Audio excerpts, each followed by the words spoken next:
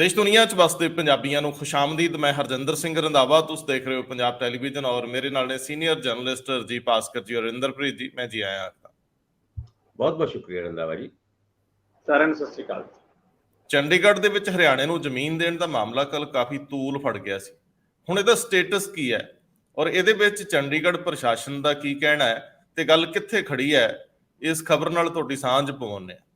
ਦੂਜੀ ਖਬਰ, ਇੱਕ ਰੌਲਾ ਪੈ ਰਿਹਾ ਅਖੇ ਪੰਜਾਬ ਸਮੇਤ ਕਈ ਰਾਜਾਂ ਨੇ ਕੇਂਦਰ ਵੱਲੋਂ ਆਇਆ ਪੈਸਾ ਜਿਹੜਾ ਇਨਫਰਾਸਟ੍ਰਕਚਰ ਲਈ ਸੀ ਉਹ ਵਰਤਿਆ ਹੀ ਨਹੀਂ। ਇਹਦੀ ਅਸਲ ਸਥਿਤੀ ਕੀ ਆ, ਇਹਦੇ ਉੱਤੇ ਗੱਲ ਕਰਦੇ ਹਾਂ।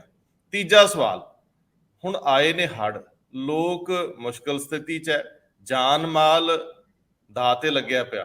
ਇਹਦੇ ਵਿੱਚ ਸਿਆਸਤ ਆਪਾਂ ਚਮਕਾਉਣੀ ਆ ਔਰ ਸਿਆਸਤ ਵੀ ਦਾਅ ਤੇ ਲੱਗੀ ਪਈ ਹੈ। ਕੱਲ ਕੈਪਟਨ ਅਮਰਿੰਦਰ ਸਿੰਘ ਦੀ ਬੇਟੀ ਤੇ ਪੰਜਾਬ ਸਰਕਾਰ ਦੇ ਇੱਕ ਮੰਤਰੀ ਜਿਸ ਤਰ੍ਹਾਂ ਉਲਝੇ ਹੋਏ ਸੀ ਨਾ, ਉਹਨੂੰ ਦੇਖ ਕੇ ਹਾਸਾ ਵੀ ਆਉਂਦਾ, ਰੋਣਾ ਵੀ ਆਉਂਦਾ। ਇਹਨਾਂ ਲੀਡਰਾਂ ਦੀ ਮਾਨਸਿਕਤਾ ਕਿੰਨੀ ਸੌੜੀ ਤੇ ਛੋਟੀ ਹੈ, ਇਹਦੇ ਸਾਖਸ਼ਾਤ ਦਰਸ਼ਨ ਹੁੰਦੇ। ਵੈਸੇ ਤਿੰਨ ਖਬਰਾਂ ਨੂੰ ਕਲੱਬ ਕਰਾਂਗੇ। ਓਪੀ ਸੋਨੀ ਦੇ ਮਾਮਲੇ 'ਚ ਅਪਡੇਟ ਹੈ। ਕਿੱਕੀ ਢਿੱਲੋਂ ਬਾਰੇ ਵਿਜੀਲੈਂਸ ਨੇ ਜਿਹੜੀ ਚਾਰਜਸ਼ੀਟ ਦਾਖਲ ਕੀਤੀ ਹੈ ਉਹਦੇ ਵਿੱਚ ਉਹ 240 ਗੁਣਾ ਤੋਂ ਜ਼ਿਆਦਾ ਆਮਦਨ ਤੋਂ ਵੱਧ ਉਹਨਾਂ ਨੇ ਬਣਾਈ। ਔਰ ਇਹਦੇ ਨਾਲ ਤੀਜਾ ਮਾਮਲਾ ਰਾਜਜੀਤ ਸਿੰਘ ਨੂੰ ਲੈ ਕੇ ਇੱਕ ਫੈਸਲਾ ਆਉਂਦਾ ਉਹ। ਔਰ ਇਹਦੇ ਨਾਲ ਮੈਂ ਚਾਹੂੰਗਾ ਬਾਬਾ ਫਰੀਦ ਯੂਨੀਵਰਸਿਟੀ ਦੇ ਵੀਸੀ ਦੀ ਨਿਯੁਕਤੀ ਖਿਲਾਫ ਇੱਕ ਪਟੀਸ਼ਨ ਗਈ ਆ, ਅਸੀਂ ਇੰਦਰਪ੍ਰੀਤ ਜੀ ਤੋਂ ਸਮਝਦੇ ਹਾਂ। ਇਸ ਤੋਂ ਅਗਲੀ ਖਬਰ ਦੇ ਉੱਤੇ ਵੀ ਜਾਵਾਂਗੇ ਕਿ ਭਾਰਤੀ ਜਨਤਾ ਪਾਰਟੀ ਇੱਕ ਘੱਟ ਗਿਣਤੀ ਨੂੰ ਖੁਸ਼ ਕਰਨ ਲਈ ਉਪਰਾਲੇ ਕਰ ਰਹੀ ਆ। ਸਾਰੀਆਂ ਚੀਜ਼ਾਂ ਇਕੱਠੀਆਂ ਕਰਦੇ ਆ ਤੇ ਤੁਰਦੇ ਆ। ਸਭ ਤੋਂ ਪਹਿਲਾਂ ਭਾਸਕਰ ਸਾਹਿਬ, ਕੱਲ ਦਾ ਰੌਲਾ ਪਿਆ ਔਰ ਉਸ ਰੌਲੇ 'ਚ ਅਸੀਂ ਵੀ ਸ਼ਾਮਲ ਹੈ। ਚੰਡੀਗੜ੍ਹ ਦੇ ਵਿੱਚ ਹਰਿਆਣੇ ਨੂੰ ਨਵੀਂ ਵਿਧਾਨ ਸਭਾ ਬਣਾਉਣੀ ਔਰ ਉਹ ਸਿਰਫ ਤੇ ਸਿਰਫ 1 ਕਿਲੋਮੀਟਰ ਦੇ ਦਾਇਰੇ 'ਚ ਜ਼ਮੀਨ ਐਕਸਚੇਂਜ ਕਰਨਾ ਚਾਹ ਰਿਹਾ ਤੇ ਇਹਦੇ ਉੱਤੇ ਪੂਰੀ ਸਿਆਸਤ ਹੋ ਰਹੀ ਹੈ। ਪਰ ਦਰਅਸਲ ਇਹਦਾ ਸਟੇਟਸ ਕੀ ਆ ਔਰ ਇਹਦੇ ਉੱਤੇ ਚੰਡੀਗੜ੍ਹ ਦਾ ਪ੍ਰਸ਼ਾਸਨ ਜਿਹਨੇ ਜ਼ਮੀਨ ਦੇਣੀ ਆ ਤੇ ਹਰਿਆਣੇ ਵਾਲੇ ਜਿਹਨਾਂ ਜ਼ਮੀਨ ਲੈਣੀ ਆ, ਕੋਈ ਮੂੰਹ ਖੋਲਦੇ ਪਏ ਆ। ਵੈਸੇ ਪੰਜਾਬ ਸਰਕਾਰ ਤਾਂ ਚੁੱਪ ਕਰਕੇ ਟਾਈਮ ਟਪਾ ਰਹੀ ਆ, ਪਰ ਇਹਨਾਂ ਦੋਵਾਂ ਦਾ ਕੀ ਹੈ ਹੁਣ ਤੱਕ ਦੀ ਲੇਟੈਸਟ ਸਥਿਤੀ ਨਾਲ ਸਾਡੀ ਸਾਂਝ ਪਾਓ। ਕੱਲ ਇੱਕ ਖਬਰ ਨਸ਼ਰ ਹੋਈ ਸੀ ਕਿ ਚੰਡੀਗੜ੍ਹ ਦੇ ਐਡਮਿਨਿਸਟ੍ਰੇਸ਼ਨ ਨੇ ਫੈਸਲਾ ਕਰ ਲਿਆ ਕਿ ਹਰਿਆਣਾ ਨੂੰ ਵੱਖਰੀ ਵਿਧਾਨ ਸਭਾ ਦੇ ਵਾਸਤੇ 10 ਏਕੜ ਜ਼ਮੀਨ 12 ਏਕੜ ਜ਼ਮੀਨ ਦੇ ਬਦਲੇ ਜਿਹੜੀ ਪੰਚਕੂਲਾ ਦੇ ਵਿੱਚ ਹੈਗੀ ਹੈ ਉਹ ਦਿੱਤੀ ਜਾਏਗੀ। ਔਰ ਡੀਮਾਰਕੇਸ਼ਨ ਦੀ ਰਿਪੋਰਟ ਵਗੈਰਾ ਸਾਰੀ ਚੀਜ਼ਾਂ ਮੰਗ ਲਈ ਸੀ। ਹੁਣ ਥੋੜੀ ਜੀ ਉਹਦੇ ਉੱਤੇ ਇੱਕ ਠੱਲ ਪਈ ਹੈ। ਉਹ ਠੱਲ ਵੀ ਇਸ ਕਰਕੇ ਨਹੀਂ ਪਈ ਕਿ ਪੰਜਾਬ ਨੇ ਕੋਈ ਆਬਜੈਕਸ਼ਨ ਕੀਤਾ ਹੋਏ। ਇਹ ਠੱਲ ਵੀ ਇਸ ਕਰਕੇ ਨਹੀਂ ਪਈ ਕਿ ਹਰਿਆਣਾ ਦੇ ਵਿੱਚ ਇਸ ਮੁੱਦੇ ਤੇ ਰਾਜਨੀਤੀ ਸ਼ੁਰੂ ਹੋਈ ਹੈ।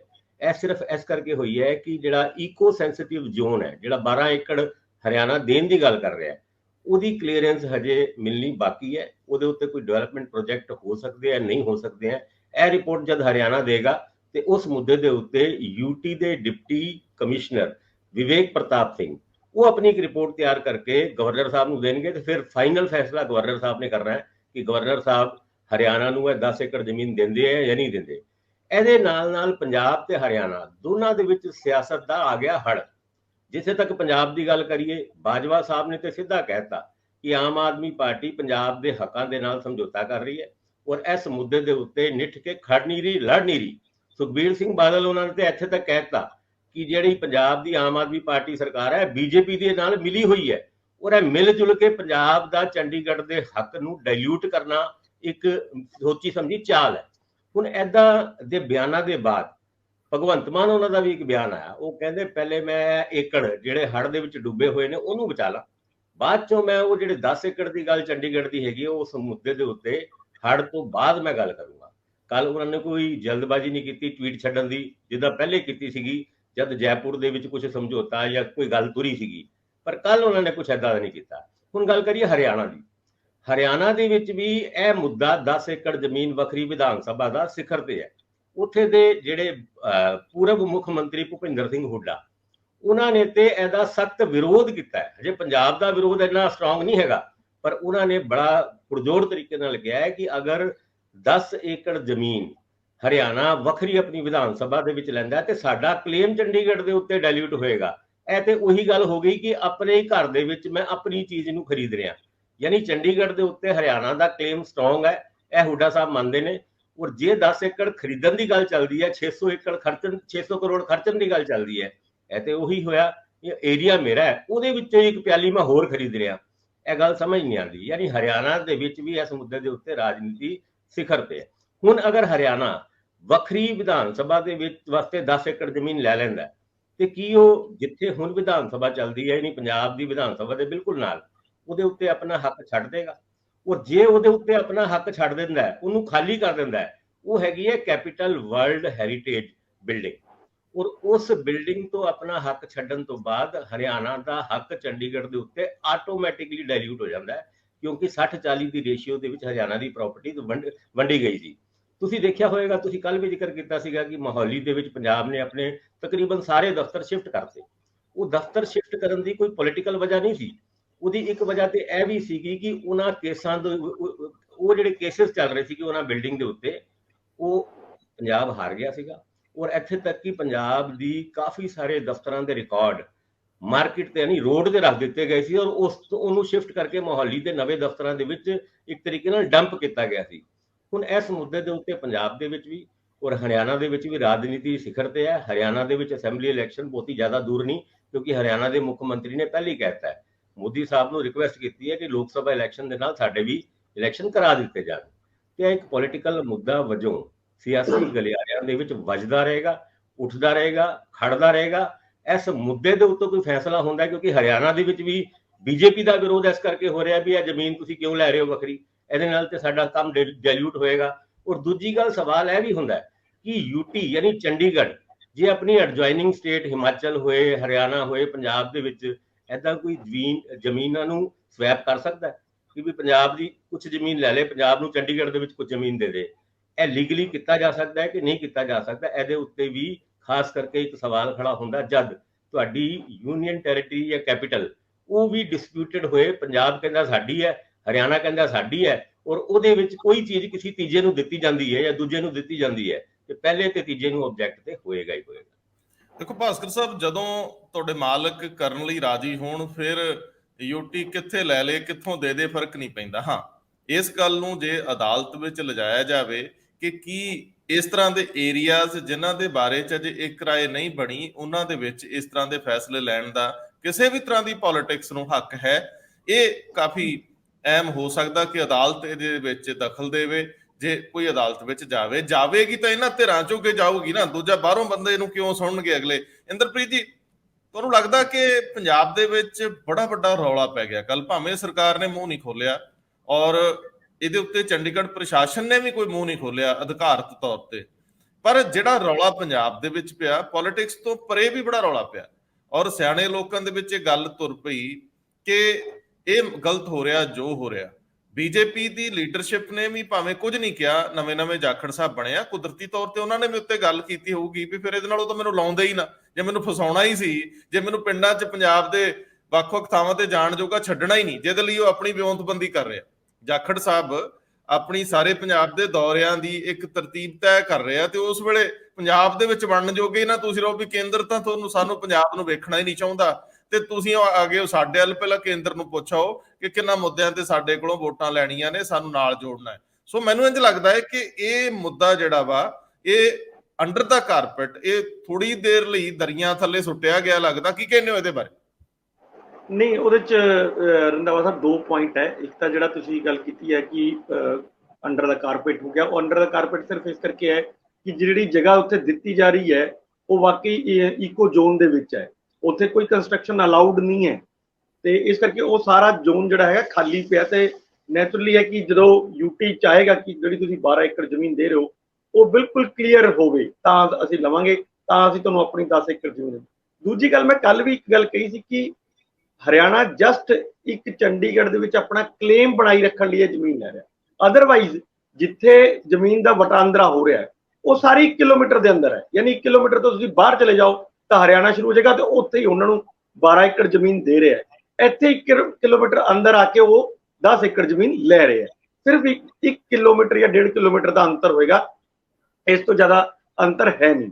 ਪਰ ਕਿਉਂਕਿ ਜੇ ਉਹ ਪੰਚਕੂਲਾ ਚਲੇ ਜਾਂਦੇ ਆ ਤਾਂ ਫਿਰ ਉਹ ਜਿਵੇਂ ਭਾਸਕਰ ਸਾਹਿਬ ਨੇ ਕਿਹਾ ਕਿ ਹੁੱਡਾ ਸਾਹਿਬ ਜਾਂ ਹੋਰ ਜਿਹੜੀਆਂ ਪਾਰਟੀਆਂ ਨੇ ਉੱਥੇ ਰੌਲਾ ਪਾ ਰਹੀਆਂ ਵੀ ਅਸੀਂ ਆਪਣੀ ਕੈਪੀਟਲ ਦੇ ਵਿੱਚ ਜਿਹੜਾ ਉਹ ਹੈਗਾ ਕਲੇਮ ਛੱਡਤਾ।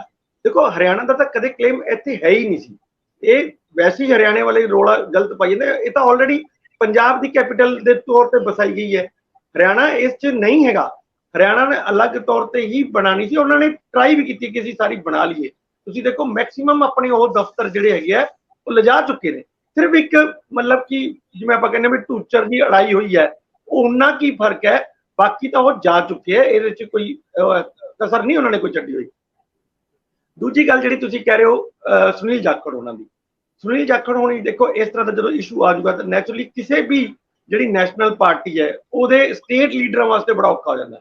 ਖਾਸ ਤੌਰ ਤੇ ਜਦੋਂ ਤੁਸੀਂ ਫੈਸਲਾਕੁਨ ਪਾਰਟੀ ਹੋਈ ਤੁਸੀਂ ਹੋਵੋ, ਮੰਨ ਲਓ ਇਸ ਟਾਈਮ ਬੀਜੇਪੀ ਫੈਸਲਾਕੁਨ ਪਾਰਟੀ ਹੈ ਕੇਂਦਰ ਸਰਕਾਰ ਦੇ ਤੌਰ ਤੇ, ਤਾਂ ਉੱਥੇ ਦੇ ਜਿਹੜੀਆਂ ਸਟੇਟ ਦੀਆਂ ਮਤਲਬ ਯੂਨਿਟਾਂ ਨੇ ਉਹ ਆਪਸ 'ਚ ਲੜੀ ਜਾਣਗੀਆਂ ਕਿਉਂਕਿ ਉਹ ਆਪਣੇ ਆਪਣੇ ਕਲੇਮਸ ਕਰਨਗੀਆਂ। ਜਿਹੜਾ ਜਾਖੜ ਸਾਹਿਬ ਨੇ ਜਾਣਾ ਹੈਗਾ, ਉਹ ਜਾਖੜ ਸਾਹਿਬ ਨੇ ਤਾਂ ਜਾਣਾ ਉਹ ਪੁਰਾਣਾ ਜਿਹੜਾ ਆਪਾਂ ਇੱਕ ਵਾਰੀ ਇਸ਼ੂ ਡਿਸਕਸ ਕੀਤਾ ਸੀ ਵੀ ਡਰੱਗਸ ਨੂੰ ਲੈ ਕੇ ਜਿਹੜੀ ਇੱਕ ਉਹ ਬਣਾਣੀ ਹੈ ਕਿ ਅਸੀਂ ਡਰੱਗਸ ਨੂੰ ਲੈ ਕੇ ਇਕੱਲੇ ਘਰ 'ਚ ਇਕੱਲੇ ਪਿੰਡ 'ਚ ਜਾਣਾ ਹੈ। ਇਹਦੇ ਉੱਤੇ ਉਹ ਜਾ ਰਹੇ ਨੇ ਵੀ ਕਿਵੇਂ ਅਸੀਂ ਇੱਥੇ ਮਤਲਬ ਆਪਣੀ ਪਕੜ ਮਜ਼ਬੂਤ ਕਰੀਏ ਤਾਂ ਕਿ ਅਸੀਂ 24 'ਚ ਤੇ ਉਸ ਤੋਂ ਬਾਅਦ 27 'ਚ ਫੁੱਲ ਫਲੈਸ਼ਡ ਇਕੱਲੇ ਆਪਣੇ ਤੌਰ ਤੇ ਲੜ ਕੇ ਸਰਕਾਰ ਬਣਾਈਏ। ਜਾਖੜ ਸਾਹਿਬ ਤਾਂ ਉਹਦੀ ਤਿਆਰੀ 'ਚ ਨੇ, ਤੁਸੀਂ ਠੀਕ ਕਿਹਾ, ਪਰ ਜਦੋਂ ਇਹ ਇਸ਼ੂ ਆ ਜਾਊਗਾ ਤਾਂ ਜਵਾਬਦੇਹੀ ਔਖੀ ਹੋ ਜਾਂਦੀ ਹੈ ਕਿ ਯਾਰ ਤੁਹਾਡੀ ਉਹੀ ਪਾਰਟੀ ਜਿਹੜੀ ਹੈਗੀ ਹੈ ਸਾਡਾ ਚੰਡੀਗੜ੍ਹ ਦੇ ਵਿੱਚ ਕਲੇਮ ਘਟਾਈ ਜਾ ਰਹੀ ਹੈ ਤੇ ਤੁਸੀਂ ਇੱਥੇ ਸਾਨੂੰ ਕਿਸੇ ਹੋਰ ਰਾਹ ਪਾਈਏ ਨਾ। ਸੋ ਕਈ ਮੁੱਦੇ ਇਸ ਤਰ੍ਹਾਂ ਦੇ ਹੁੰਦੇ ਨੇ ਜਿਹਦੇ ਉੱਤੇ ਜਵਾਬ ਦੇਣਾ ਬੜਾ ਮੁਸ਼ਕਿਲ ਹੋ ਜਾਂਦਾ ਹੈ। ਸੇਮ ਅੱਜ ਮੈਨੂੰ ਲੱਗਦਾ ਪੋਜੀਸ਼ਨ ਜਾਖੜ ਸਾਹਿਬ ਦੀ ਵੀ ਹੋ ਜਾਣੀ। ਦੇਖੋ ਇਹ ਸਵਾਲ ਮੈਂ ਕੱਲ ਵੀ ਉਠਾਇਆ ਸੀ ਕਿ ਹਰੇਕ ਨੈਸ਼ਨਲ ਪਾਰਟੀ ਜਿਹਦੇ ਹਿੱਤ ਗੁਆਂਢੀ ਰਾਜ ਵਿੱਚ ਵੀ ਹੋਣ ਤੇ ਟਕਰਾਉਂਦੇ ਹੋਣ, ਉਹਨਾਂ ਨੂੰ ਲੜਨਾ ਬਹੁਤ ਔਖਾ ਹੋ ਜਾਂਦਾ। ਇੱਥੇ ਇੱਕ ਅਪਵਾਦ ਸੀਗਾ ਅਕਾਲੀ ਦਲ। ਅਕਾਲੀ ਦਲ ਕੋਲ ਇੱਕ ਮੌਕਾ ਥੋੜੇ ਦਿਨ ਪਹਿਲਾਂ ਆਇਆ ਸੀ ਜਦੋਂ ਮੁੱਖ ਮੰਤਰੀ ਨੇ ਜਿਹੜਾ ਸ਼੍ਰੋਮਣੀ ਗੁਰਦੁਆਰਾ ਪ੍ਰਬੰਧਕ ਕਮੇਟੀ ਦੀ ਜਿਹੜਾ ਗੁਰਦੁਆਰਾ ਐਕਟ ਆ ਉਹਦੇ ਵਿੱਚ ਸੋਧ ਕੀਤੀ ਸੀ। ਉਦੋਂ ਵੀ ਇਹਨਾਂ ਨੇ ਕਿਹਾ ਸੀ ਅਸੀਂ ਮੋਰਚਾ ਲਾਵਾਂਗੇ। ਅਕਾਲੀ ਦਲ 'ਚ ਦਮਖਮ ਨਹੀਂ ਰਿਹਾ ਲੱਗਦਾ। ਹੁਣ ਜਦੋਂ ਆਮ ਆਦਮੀ ਪਾਰਟੀ, ਭਾਜਪਾ ਤਾਂ ਚਲੋ ਹੈ ਹੀ ਆ ਨਿਸ਼ਾਨੇ ਤੇ, ਔਰ ਇਹਦੇ ਨਾਲ ਕਾਂਗਰਸ, ਇਹ ਸਾਰੇ ਦੇ ਸਾਰੇ ਲੜਨ ਜੋਗੇ ਨਹੀਂ ਰਹੇ। ਉਸ ਵੇਲੇ ਆਮ ਆਦਮੀ ਜਿਹੜੀ ਅਕਾਲੀ ਦਲ ਹੈ ਉਹਦੇ ਵੱਲੋਂ ਕੋਈ ਪ੍ਰੋਗਰਾਮ ਨਾ ਆਉਣਾ ਜਾਂ ਪ੍ਰੋਗਰਾਮ ਸੰਬੰਧੀ ਕੋਈ ਇਸ ਤਰ੍ਹਾਂ ਦੀ ਥ੍ਰੈਟ ਵੀ ਨਾ ਆਉਣੀ ਕਿ ਅਸੀਂ ਲੜਾਂਗੇ। ਸੁਖਬੀਰ ਬਾਦਲ ਸਿਰਫ ਬਲੇਮ ਗੇਮ 'ਚ ਪੈ ਜਾਂਦੇ ਆ। ਹੁਣ ਵੇਖਣ ਵਾਲੀ ਗੱਲ ਹੈ ਕਿ ਉਹ ਐਨਡੀਏ ਦਾ ਹਿੱਸਾ ਨਹੀਂ ਬਣੇ। ਸੁਨੀਲ ਜਾਖੜ ਕਹਿ ਚੁੱਕਿਆ ਵੀ ਹੁਣ ਛੋਟੇ ਛੋਟੇ ਭਰਾ ਵਾਲੀਆਂ ਗੱਲਾਂ ਛੱਡੋ, ਹੁਣ ਸਾਨੂੰ ਇਹ ਮਨਜ਼ੂਰ ਨਹੀਂ ਗਿਆ ਔਰ ਇਹ ਮਾਈਂਡ ਗੇਮ ਜਿਹੜੀ ਹੈ ਨਾ। ਜਦੋਂ ਐਸਾ ਮੌਕਾ ਸੀ ਕਿ ਸੁਖਬੀਰ ਬਾਦਲ ਕੇਂਦਰੀ ਸੱਤਾ ਦੇ ਨਾਲ ਪੂਰਾ ਆਮਣੇ ਸਾਹਮਣੇ ਹੋ ਸਕਦੇ ਸੀ ਚੰਡੀਗੜ੍ਹ ਦੇ ਮੁੱਦੇ ਤੇ ਔਰ ਆਪਣਾ ਖੇਤਰੀ ਤੇ ਇੱਥੋਂ ਦੇ ਲੋਕਾਂ ਦੀ ਨੁਮਾਇੰਦਗੀ ਦਾ ਦਾਅਵਾ ਮਜ਼ਬੂਤ ਕਰ ਸਕਦੇ ਸੀ, ਉਹਨਾਂ ਨੇ ਸਿਰਫ ਬਲੇਮ ਗੇਮ ਚੁਣੀ ਕਿ ਆਮ ਆਦਮੀ ਪਾਰਟੀ ਰਲੀ ਹੋਈ ਹੈ, ਬਜਾਏ ਦੇ ਕਿ ਉਹ ਸੈਂਟਰਲ ਸੱਤਾ ਜਿਹੜੀ ਚੰਡੀਗੜ੍ਹ ਨੂੰ ਆਪਰੇਟ ਕਰਦੀ ਹੈ ਉਹਦੇ ਖਿਲਾਫ ਖੁੱਲ ਕੇ ਸਾਹਮਣੇ ਆਉਂਦੇ। ਮੈਨੂੰ ਲੱਗਦਾ ਕੋਈ ਅੰਦਰਲੇ ਡਰ ਤਾਂ ਨਹੀਂ ਗੇ। ਇਹ ਮੈਨੂੰ ਇੰਦਰਪ੍ਰੀਤ ਜੀ ਹਮੇਸ਼ਾ ਲੱਗਦਾ ਕਿ ਤੁਸੀਂ ਜਦੋਂ ਤੁਹਾਡੇ ਕੋਲ ਮੌਕਾ ਆਉਂਦਾ ਤੁਸੀਂ ਠੁੱਸ ਜੇ ਹੋ ਜਾਂਦੇ ਹੋ, ਠਾਹ ਨੂੰ ਹੋ ਜਾਂਦੇ ਹੋ, ਤੁਸੀਂ ਸੋਚਦੇ ਹੋ ਲੜਨਾ, ਇੱਕ ਕਦਮ ਗਾਂਹ ਹੋ ਕੇ 3 ਕਦਮ ਪਿਛਾਂਹ ਨੂੰ ਭੱਜ ਜਾਂਦੇ ਹੋ। ਇਹਦਾ ਮਤਲਬ ਹੈ ਕਿ ਤੁਸੀਂ ਉਹ ਦਾਅਵਾ ਛੱਡ ਚੁੱਕੇ ਹੋ ਜਿਹੜਾ ਤੁਹਾਡੀ ਵਿਰਾਸਤ ਵਿੱਚ ਪਿਆ, ਜਿਹੜਾ ਤੁਹਾਡੀ 100 ਸਾਲ ਦੇ ਇਤਿਹਾਸ 'ਚ ਪਿਆ। ਤੁਸੀਂ ਉਹਨੂੰ ਹੁਣ ਕੈਰੀ ਨਹੀਂ ਕਰ ਸਕਦੇ ਜਾਂ ਕੈਰੀ ਕਰਨ ਜੋਗੇ ਹੀ ਨਹੀਂ ਰਹੇ। ਅੱਜ ਸ਼੍ਰੋਮਣੀ ਗੁਰਦੁਆਰਾ ਪ੍ਰਬੰਧਕ ਕਮੇਟੀ ਦੀ ਐਗਜ਼ੈਕਟਿਵ ਬਾਡੀ ਬੈਠਣ ਵਾਲੀ ਹੈ। ਕੰਸੋਲ ਸੀਗੀ ਕਿ ਉਹਨਾਂ ਨੇ ਫੈਸਲਾ ਵੀ ਲੈਣਾ ਗੁਰਬਾਣੀ ਪ੍ਰਸਾਰਣ ਦੇ ਮੁੱਦੇ ਤੇ। ਕੰਸੋਲ ਇਹ ਵੀ ਸੀ ਕਿ ਪ੍ਰੈਸ਼ਰ ਇਹ ਵੀ ਹੈ ਕਿ ਪਹਿਲੇ ਚੈਨਲ ਨੂੰ ਕਿਸੇ ਤਰੀਕੇ ਨਾਲ ਜ਼ਰੂਰ ਨਾਲ ਰੱਖਿਆ ਜਾਵੇ। ਸ਼੍ਰੋਮਣੀ ਕਮੇਟੀ ਅੱਜ ਗੁਰਬਾਣੀ ਪ੍ਰਸਾਰਣ ਦੇ ਮਾਮਲੇ 'ਚ ਜੇਕਰ ਕੋਈ ਬਹੁਤ ਸਟੀਕ ਫੈਸਲਾ ਨਹੀਂ ਲੈਂਦੀ ਤਾਂ ਇਹ ਫਿਰ ਨਿਸ਼ਾਨੇ ਤੇ ਆਉਣ ਵਾਲੇ ਆ। ਸੋ ਮੈਂ ਇੱਕ ਹਲਕੀ ਜਿਹੀ ਟਿੱਪਣੀ ਇੰਦਰਪ੍ਰੀਤ ਜੀ ਚਾਹੂੰਗਾ। ਇਹ ਗੱਲ ਬਿਲਕੁਲ ਠੀਕ ਹੈ ਕਿ ਸ਼੍ਰੋਮਣੀ ਅਕਾਲੀ ਦਲ ਦੇ ਵਿੱਚ ਹੁਣ ਉਹ ਦਮਖਮ ਨਹੀਂ ਰਿਹਾ ਜੋ ਪਹਿਲਾਂ ਮੋਰਚਿਆਂ ਦੇ ਵਿੱਚ ਦਿਖਾਇਆ ਜਾਂਦਾ ਸੀਗਾ। ਉਹਦਾ ਇੱਕ ਕਾਰਨ ਤਾਂ ਇਹ ਵੀ ਹੋ ਸਕਦਾ ਵੀ ਇੰਨੇ ਮੋਰਚੇ ਸਭ ਕੁਝ ਲਗਾਉਣ ਦੇ ਬਾਵਜੂਦ ਇਸ਼ੂ ਸੇਮ ਦੇ ਸੇਮ ਉੱਥੇ ਹੀ ਖੜੇ ਹੈ, ਚਾਹੇ ਚੰਡੀਗੜ੍ਹ ਦਾ ਮੁੱਦਾ ਹੋਵੇ, ਚਾਹੇ ਪੰਜਾਬੀ ਬੋਲਦੇ ਇਲਾਕਿਆਂ ਦਾ ਮੁੱਦਾ ਹੋਵੇ, ਚਾਹੇ ਕੋਈ ਵੀ ਹੋਰ ਹੋਵੇ, ਈਵਨ ਨਦੀ ਜਲ ਜਿਹੜੇ ਹੈਗੇ ਨੇ ਇਹਨਾਂ ਦੇ ਸਮਝੌਤਿਆਂ ਦਾ ਮੁੱਦਾ ਹੋਵੇ, ਸਾਰੇ ਮੁੱਦੇ ਉੱਥੇ ਦੇ ਉੱਥੇ ਹੀ ਖੜੇ ਆ। ਯਾਨੀ ਜੇ ਅਸੀਂ ਐਂ ਕਹੀਏ ਵੀ ਅਸੀਂ 40-50 ਸਾਲਾਂ ਦੀ ਜਿਹੜੀ ਲੜਾਈ ਲੜੀ ਹੈ ਉਹਦੇ ਵਿੱਚ ਸਾਨੂੰ ਅੱਜ ਜੇ ਅਸੀਂ ਇਹ ਤੈਅ ਕਰਦੇ ਵੀ ਯਾਰ ਸਾਨੂੰ ਮਿਲਿਆ ਕੀ, ਤਾਂ ਅਸੀਂ ਜ਼ੀਰੋ ਤੇ ਹੀ ਖੜੇ ਹਾਂ। ਉਹ ਹਾਂ ਇਹ ਹੋ ਸਕਦਾ ਕਿ ਜੇ ਉਹ ਜ਼ੀਰੋ ਤੇ ਤਾਂ ਹੈਗੇ ਪਰ ਅਸੀਂ ਮਾਈਨਸ 'ਚ ਨਹੀਂ ਆਏ। ਅਕਾਲੀ ਦਲ ਇਹਨਾਂ ਦਾ ਕਲੇਮ ਕਰ ਸਕਦਾ ਹੈ ਵੀ ਅਸੀਂ ਮਾਈਨਸ ਤਾਂ ਨਹੀਂ ਗਏ ਨਾ, ਉੱਥੇ ਹੀ ਖੜਾ ਲਿਆ, ਪਰ ਮਿਲਿਆ ਕੀ ਮੈਂ ਇਹ ਨਹੀਂ ਹਜੇ ਤੱਕ ਸਮਝ ਸਕਿਆ ਕਿ ਸਾਨੂੰ ਰਾਜਧਾਨੀ ਹਜੇ ਤੱਕ ਨਹੀਂ ਮਿਲੀ। ਮੈਂ ਕੱਲ ਵੀ ਕਿਹਾ ਸੀ ਵੀ GST ਦਾ ਇਸ਼ੂ ਹੈਗਾ, ਸਾਡੇ ਟੈਕਸਾਂ ਦਾ ਇਸ਼ੂ ਹੈਗਾ, ਸਾਨੂੰ ਕੈਪੀਟਲ ਦਾ ਕੋਈ ਫਾਇਦਾ ਹੀ ਨਹੀਂ ਮਿਲ ਰਿਹਾ। ਹਰ ਸਟੇਟ ਨੂੰ ਉਹਦੇ ਕੈਪੀਟਲ ਦਾ ਇੱਕ ਫਾਇਦਾ ਮਿਲਦਾ ਹੁੰਦਾ ਹੈ। ਹਰਿਆਣੇ ਨੇ ਤਾਂ ਨੈਸ਼ਨਲ ਕੈਪੀਟਲ ਦਾ ਫਾਇਦਾ ਲੈ ਲਿਆ NCR 'ਚ ਜਾ ਕੇ, ਅਸੀਂ ਕਿੱਥੇ ਜਾਈਏ? ਅਸੀਂ ਲੈਂਡਲੌਕ ਹਾਂ ਪਿੱਛੇ, ਪਾਕਿਸਤਾਨ ਨਾਲ 511 ਕਿਲੋਮੀਟਰ ਦੀ ਸਾਡੀ ਸੀਮਾ ਰੇਖਾ ਲੱਗਦੀ ਹੈ, ਅਸੀਂ ਉਧਰ ਵੀ ਜਾ ਨਹੀਂ ਸਕਦੇ। ਪਹਾੜੀ ਰਾਜਾਂ ਨੂੰ ਤੁਸੀਂ ਸਹੂਲਤਾਂ ਦੇਤੀਆਂ, ਅਸੀਂ ਉਧਰ ਨਹੀਂ ਜਾ ਸਕਦੇ, ਤੇ ਰਹਿ ਸਾਡੇ ਕੋਲ ਕਿਹੜਾ ਗਿਆ? ਫਿਰ ਇੱਕ ਚੰਡੀਗੜ੍ਹ ਹੀ ਤਾਂ ਸੀ, ਤੇ ਚੰਡੀਗੜ੍ਹ ਸਾਡਾ ਹੈ ਨਹੀਂ, ਉਹ UT ਦਾ ਹੈ। ਤਾਂ ਫਿਰ ਯਾਨੀ ਕਿ ਸਾਡੇ ਕੋਲ ਜਿਹੜੀ ਕੈਪੀਟਲ ਚੋਂ ਗੇਨ ਕਰਨ ਦਾ ਇੱਕ ਇਸ਼ੂ ਹੁੰਦਾ, ਅਸੀਂ ਉਹ ਨਹੀਂ ਕਰ ਪਾ ਰਹੇ। ਇਸੇ ਤਰ੍ਹਾਂ ਹੀ ਹੁਣ ਬਹੁਤ ਚੀਜ਼ਾਂ ਅੱਗੇ ਵਧ ਗਈਆਂ। ਰੰਧਾਵਾ ਸਾਹਿਬ, ਮੈਨੂੰ ਲੱਗਦਾ ਕਿ ਕਈ ਵਾਰ ਜਦੋਂ ਇੰਨੀਆਂ ਚੀਜ਼ਾਂ ਅੱਗੇ ਵੱਧ ਜਾਂਦੀਆਂ ਨੇ ਤਾਂ ਕੁਝ ਚੀਜ਼ਾਂ ਹੋ ਸਕਦਾ ਛੱਡਣੀਆਂ ਪੈਂਦੀਆਂ ਹੋਣ। ਜਿਵੇਂ ਹੁਣ ਪਾਣੀ ਦਾ ਇਸ਼ੂ ਹੈ, ਅਸੀਂ ਲੜਾਈਆਂ ਲੜ ਰਹੇ ਹਾਂ ਵੀ 1.19 MF ਪਾਣੀ ਜਿਹੜਾ SYL ਦੇ ਵਿੱਚ ਜਾਣਾ ਹੈ, ਉਹ ਪਾਣੀ ਅਸੀਂ ਨਹੀਂ ਜਾਣ ਦੇਣਾ। ਮੈਨੂੰ ਯਾਦ ਹੈ ਜਦੋਂ ਇੱਥੇ ਸਰਕਾਰੀ ਇਰੀਗੇਸ਼ਨ ਮਿਨਿਸਟਰ ਬਣਾਈ ਗਈ ਸੀ ਤੇ ਉਹਨਾਂ ਨੇ ਇਹ ਇਸ਼ੂ ਗਡਕਰੀ ਸਾਹਿਬ ਕੋਲੇ ਉਠਾਇਆ ਸੀਗਾ, ਉਹ ਵੀ ਮੰਤਰੀ ਸੀਗੇ ਉੱਥੇ ਗਵਰਨਮੈਂਟ ਆਫ ਇੰਡੀਆ 'ਚ, ਕਿ ਸਾਨੂੰ ਉੱਜ ਦਰਿਆ ਤੇ ਡੈਮ ਬਣਾ ਕੇ ਪਾਣੀ ਇੱਧਰ ਸਾਨੂੰ ਪਾ ਦਿਓ ਤੇ ਉਹ 'ਚ 200 ਕਰੋੜ ਰੁਪਏ ਖਰਚ ਆਏਗਾ। ਤੇ ਗਡਕਰੀ ਸਾਹਿਬ ਤਿਆਰ ਵੀ ਹੋ ਗਏ ਸੀ, ਪਿਛਲੀ ਗਵਰਨਮੈਂਟ ਵੇਲੇ ਦੀ ਗੱਲ ਹੈ, ਮੈਨੂੰ ਯਾਦ ਹੈ, ਉਹ ਤਿਆਰ ਵੀ ਹੋ ਗਏ ਸੀ, ਉਹ ਕਹਿੰਦੇ ਤੁਸੀਂ ਇਹ ਕਰ ਲਓ। ਤੇ ਜੇ ਸਿਰਫ ਪਾਣੀ ਦਾ ਹੀ ਮਸਲਾ ਸੀ, ਅਸੀਂ ਲੜਾਈ ਤਾਂ ਪਾਣੀ ਦੀ ਲੜ ਰਹੇ ਹਾਂ ਨਾ। ਰਾਵੀ ਦਰਿਆ 'ਚ ਉਹਨਾਂ ਨੇ ਕਿਹਾ ਸੀ ਵੀ ਰਾਵੀ ਦਰਿਆ 'ਚ ਪਾ ਕੇ ਅਸੀਂ ਇੱਕ ਲੇਨ ਇੱਧਰ ਖਿੱਚ ਦਿੰਦੇ ਹਾਂ ਜਿਹੜੀ ਬਿਆਸ ਤੇ ਆ ਗਏ, ਤੇ ਇੱਥੋਂ ਪਾਣੀ ਤੁਸੀਂ SYL 'ਚ ਹਰਿਆਣੇ ਨੂੰ ਦੇ ਦਿਓ। ਇਹਨਾਂ ਤੇ ਸਹਿਮਤੀ ਜੀ ਹੋ ਗਈ ਸੀ ਲਗਭਗ, ਲੇਕਿਨ ਉਹ ਅੱਗੇ ਚੱਲੀ ਨਹੀਂ ਕਿਉਂਕਿ ਗਡਕਰੀ ਸਾਹਿਬ ਫਿਰ ਮਿਨਿਸਟਰ ਨਹੀਂ ਰਹੇ ਤੇ ਅਗਲੇ ਕਿਸੇ ਮਿਨਿਸਟਰਾਂ ਨੇ ਇਹ ਉਠਾਈ ਨਹੀਂ। ਹੁਣ ਸਵਾਲ ਇਸ ਗੱਲ ਦਾ ਹੈ ਕਿ ਅਸੀਂ ਪਾਣੀ ਦੇਣਾ ਜਾਂ ਪਾਣੀ ਦੇ ਉੱਤੇ ਰਾਜਨੀਤੀ ਕਰਨੀ ਹੈ। ਇਹ ਜਿਹੇ ਕਈ ਸਵਾਲ ਨੇ ਜਿਹੜੇ ਮੈਨੂੰ ਲੱਗਦਾ ਕਿ ਜਦ ਤੱਕ ਆਪਾਂ ਬੈਠਾਂਗੇ ਨਹੀਂ, ਇਸ ਤਰ੍ਹਾਂ ਦੀਆਂ ਗੱਲਾਂ ਕਿ ਚੱਲਣਗੀਆਂ ਨਹੀਂ, ਤਦ ਤੱਕ ਹੀ ਹੱਲ ਨਹੀਂ ਹੋਣੇ। ਸਾਰੀਆਂ ਦਿੱਕਤਾਂ ਐਕਚੁਅਲੀ ਪੋਲੀਟੀਕਲ ਨੇ। ਜਦੋਂ ਕੋਈ ਪਾਰਟੀ ਕਿਸੇ ਇਸ਼ੂ ਤੇ ਥੋੜਾ ਜਿਹਾ ਅੱਗੇ ਵਧਦੀ ਹੈ ਤਾਂ ਸਟੇਟ ਦੇ ਵਿੱਚ ਉਹੀ ਦੋ ਪਾਰਟੀਆਂ ਜਿਹੜੀਆਂ ਉਹਨਾਂ ਦੀਆਂ ਨੇ ਉਹ ਉਹਨੂੰ ਪਿੱਛੇ ਖਿੱਚਣ ਲੱਗ ਜਾਂਦੀਆਂ ਨੇ। ਇਸ ਤਰ੍ਹਾਂ ਹੀ ਹੋ ਸਕਦਾ ਕਿ ਜੇ ਅੱਜ ਇਹ ਕੈਪੀਟਲ ਦਾ ਇਸ਼ੂ ਸੀਗਾ ਤਾਂ ਫਿਰ ਕੈਪੀਟਲ ਹਰਿਆਣਾ ਆਪਣੇ ਉੱਤੇ ਹੀ ਲੈ ਲੈਂਦਾ, 1 ਕਿਲੋਮੀਟਰ ਉਸ ਪਾਸੇ ਜਾ ਕੇ ਹੀ ਬਣਾ ਲੇ। ਜੇ ਬਣਾਣਾ ਹੀ ਹੈ ਉਹਨੂੰ ਵੀ ਤਾਂ ਕੈਪੀਟਲ ਰੀਜਨ ਦਾ ਕੋਈ ਫਾਇਦਾ ਨਹੀਂ ਮਿਲ ਰਿਹਾ ਨਾ, ਤਾਂ ਉਧਰ ਉਹਨਾਂ ਕੋਲ ਤਾਂ ਮੌਕਾ ਹੈ, ਉਹ ਆਪਣਾ ਪੰਚਕੂਲਾ ਆਲਰੇਡੀ ਐਸਟੈਬਲਿਸ਼ ਕਰ ਲਈ ਉਹਨਾਂ ਨੇ। ਸਿਰਫ 2 ਵੱਡੇ ਹੁਣ ਉਹਨਾਂ ਦੇ ਸੈਕਟਰੀਏਟ ਔਰ ਇੱਕ ਵਿਧਾਨ ਸਭਾ, ਇਹੀ ਇਕੱਲਾ ਇੱਥੇ ਰਹਿ ਗਿਆ, ਬਾਕੀ ਤਾਂ ਆਲਮੋਸਟ ਉਹ ਆਪਣੇ ਬਣਾ ਚੁੱਕੇ ਹੈ। ਪੰਜਾਬ ਦੇ ਜ਼ਰੂਰ ਇੱਥੇ ਬਹੁਤ ਸਾਰੇ ਮਹਿਕਮੇ ਹਜੇ ਵੀ ਇੱਥੇ ਨੇ, ਤੇ ਔਰ ਪੰਜਾਬ ਕਦੇ ਕਲੇਮ ਛੱਡ ਵੀ ਨਹੀਂ ਸਕਦਾ ਕਿਉਂਕਿ ਇਹ ਕੈਪੀਟਲ ਹੀ ਪੰਜਾਬ ਲਈ ਬਣਾਈ ਗਈ ਹੈ। ਸੋ ਇਸ ਤਰ੍ਹਾਂ ਦੇ ਮੈਂ ਸਮਝਦਾ ਵੀ ਬਹੁਤ ਸਾਰੇ ਇਸ਼ੂ ਨੇ ਜਿਸ ਤੇ ਡਿਸਕਸ ਹੋਣੀ ਚਾਹੀਦੀ ਹੈ, ਸਿਵਾਏ ਬਲੇਮ ਗੇਮ 'ਚ ਨਹੀਂ ਪੈਣਾ ਚਾਹੀਦਾ। ਇਸ ਤਰ੍ਹਾਂ ਤਾਂ ਕੋਈ ਨਹੀਂ ਹੁੰਦਾ ਨਾ ਕਿ ਮਸਲੇ ਹੱਲ ਹੀ ਨਹੀਂ ਹੋ ਸਕਦੇ, ਮਸਲੇ ਤਾਂ ਹੱਲ ਹੋ ਸਕਦੇ ਆ। ਹਾਂ, ਇਹ ਹੁੰਦਾ ਵੀ ਕੁਝ ਗਿਵ ਐਂਡ ਟੇਕ ਦੋਨਾਂ ਧਿਰਾਂ ਨੂੰ ਕਰਨੇ ਹੀ ਪੈਣੇ।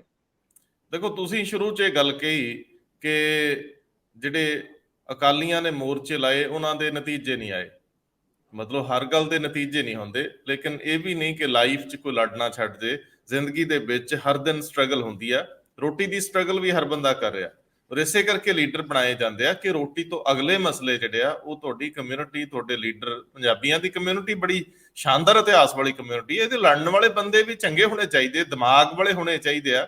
ਜਿਸ ਪੰਜਾਬੀਆਂ ਦਾ ਰਾਜ, ਤੁਸੀਂ ਜਿਹਨੂੰ ਖਾਲਸਾ ਰਾਜ ਵੀ ਕਹਿੰਦੇ ਹੋ, ਉਹਦੇ ਵਿੱਚ ਸਿੱਖ ਕਿੰਨੇ ਪ੍ਰਤੀਸ਼ਤ ਸੀ? ਮਹਾਰਾਜਾ ਰਣਜੀਤ ਸਿੰਘ ਦੇ ਰਾਜ ਵਿੱਚ ਸਿੱਖ ਤਾਂ ਮੈਨੂੰ ਲੱਗਦਾ ਬਹੁਤ ਥੋੜੇ ਸੀ, ਇਹ 10-15% ਹੋ ਸਕਦੇ, ਬਾਕੀ ਸਾਰੇ ਦਾ ਸਾਰਾ ਰਾਜ ਤਾਂ ਪੰਜਾਬੀਆਂ ਦਾ ਸੀ। ਔਰ ਕਿੱਥੋਂ ਤੱਕ ਫੈਲਿਆ ਸੀ? ਦਿਮਾਗ ਨਾਲ ਫੈਲਿਆ ਸੀ, ਕੋਈ ਫਾਂਸੀ ਨਹੀਂ, ਕੋਈ ਕੁਛ ਨਹੀਂ। ਪਰ ਖੈਰ, ਅੱਜ ਅਸੀਂ ਇਹ ਸੋਚ ਕੇ ਲੜਨਾ ਨਹੀਂ ਛੱਡ ਸਕਦੇ ਕਿ ਪਿਛਲੀਆਂ ਲੜਾਈਆਂ ਦਾ ਫਾਇਦਾ ਨਹੀਂ ਹੋਇਆ। ਭਾਸਕਰ ਸਾਹਿਬ ਕੁਝ ਕਹਿਣਾ ਚਾਹ ਰਿਹਾ, ਵੈਸੇ ਮੈਂ ਇਹਦੇ 'ਚ ਇੱਕ ਗੱਲ ਜ਼ਰੂਰ ਜੋੜਨਾ ਚਾਹੂੰਗਾ ਕਿ ਜਦੋਂ ਤੁਹਾਨੂੰ ਤੁਹਾਡਾ ਬਾਪ ਲੜਨ ਲਈ ਉਕਸਾ ਰਿਹਾ ਹੋਵੇ, ਜਦੋਂ ਕੇਂਦਰ ਇਸ ਤਰ੍ਹਾਂ ਦੀ ਲੜਾਈ ਚਾਹੁੰਦਾ ਹੋਵੇ, ਉਦੋਂ ਫਿਰ ਥੱਲੇ ਦੇ ਵਾਲਿਆਂ ਤੇ ਮਜਬੂਰੀ 'ਚ ਲੜਨਾ ਹੀ ਆ ਨਾ। ਭਾਸਕਰ ਸਾਹਿਬ ਕੁਝ ਕਹਿਣਾ ਚਾਹ ਰਹੇ ਸੀ, ਅੱਗੇ ਤੁਰੀਏ।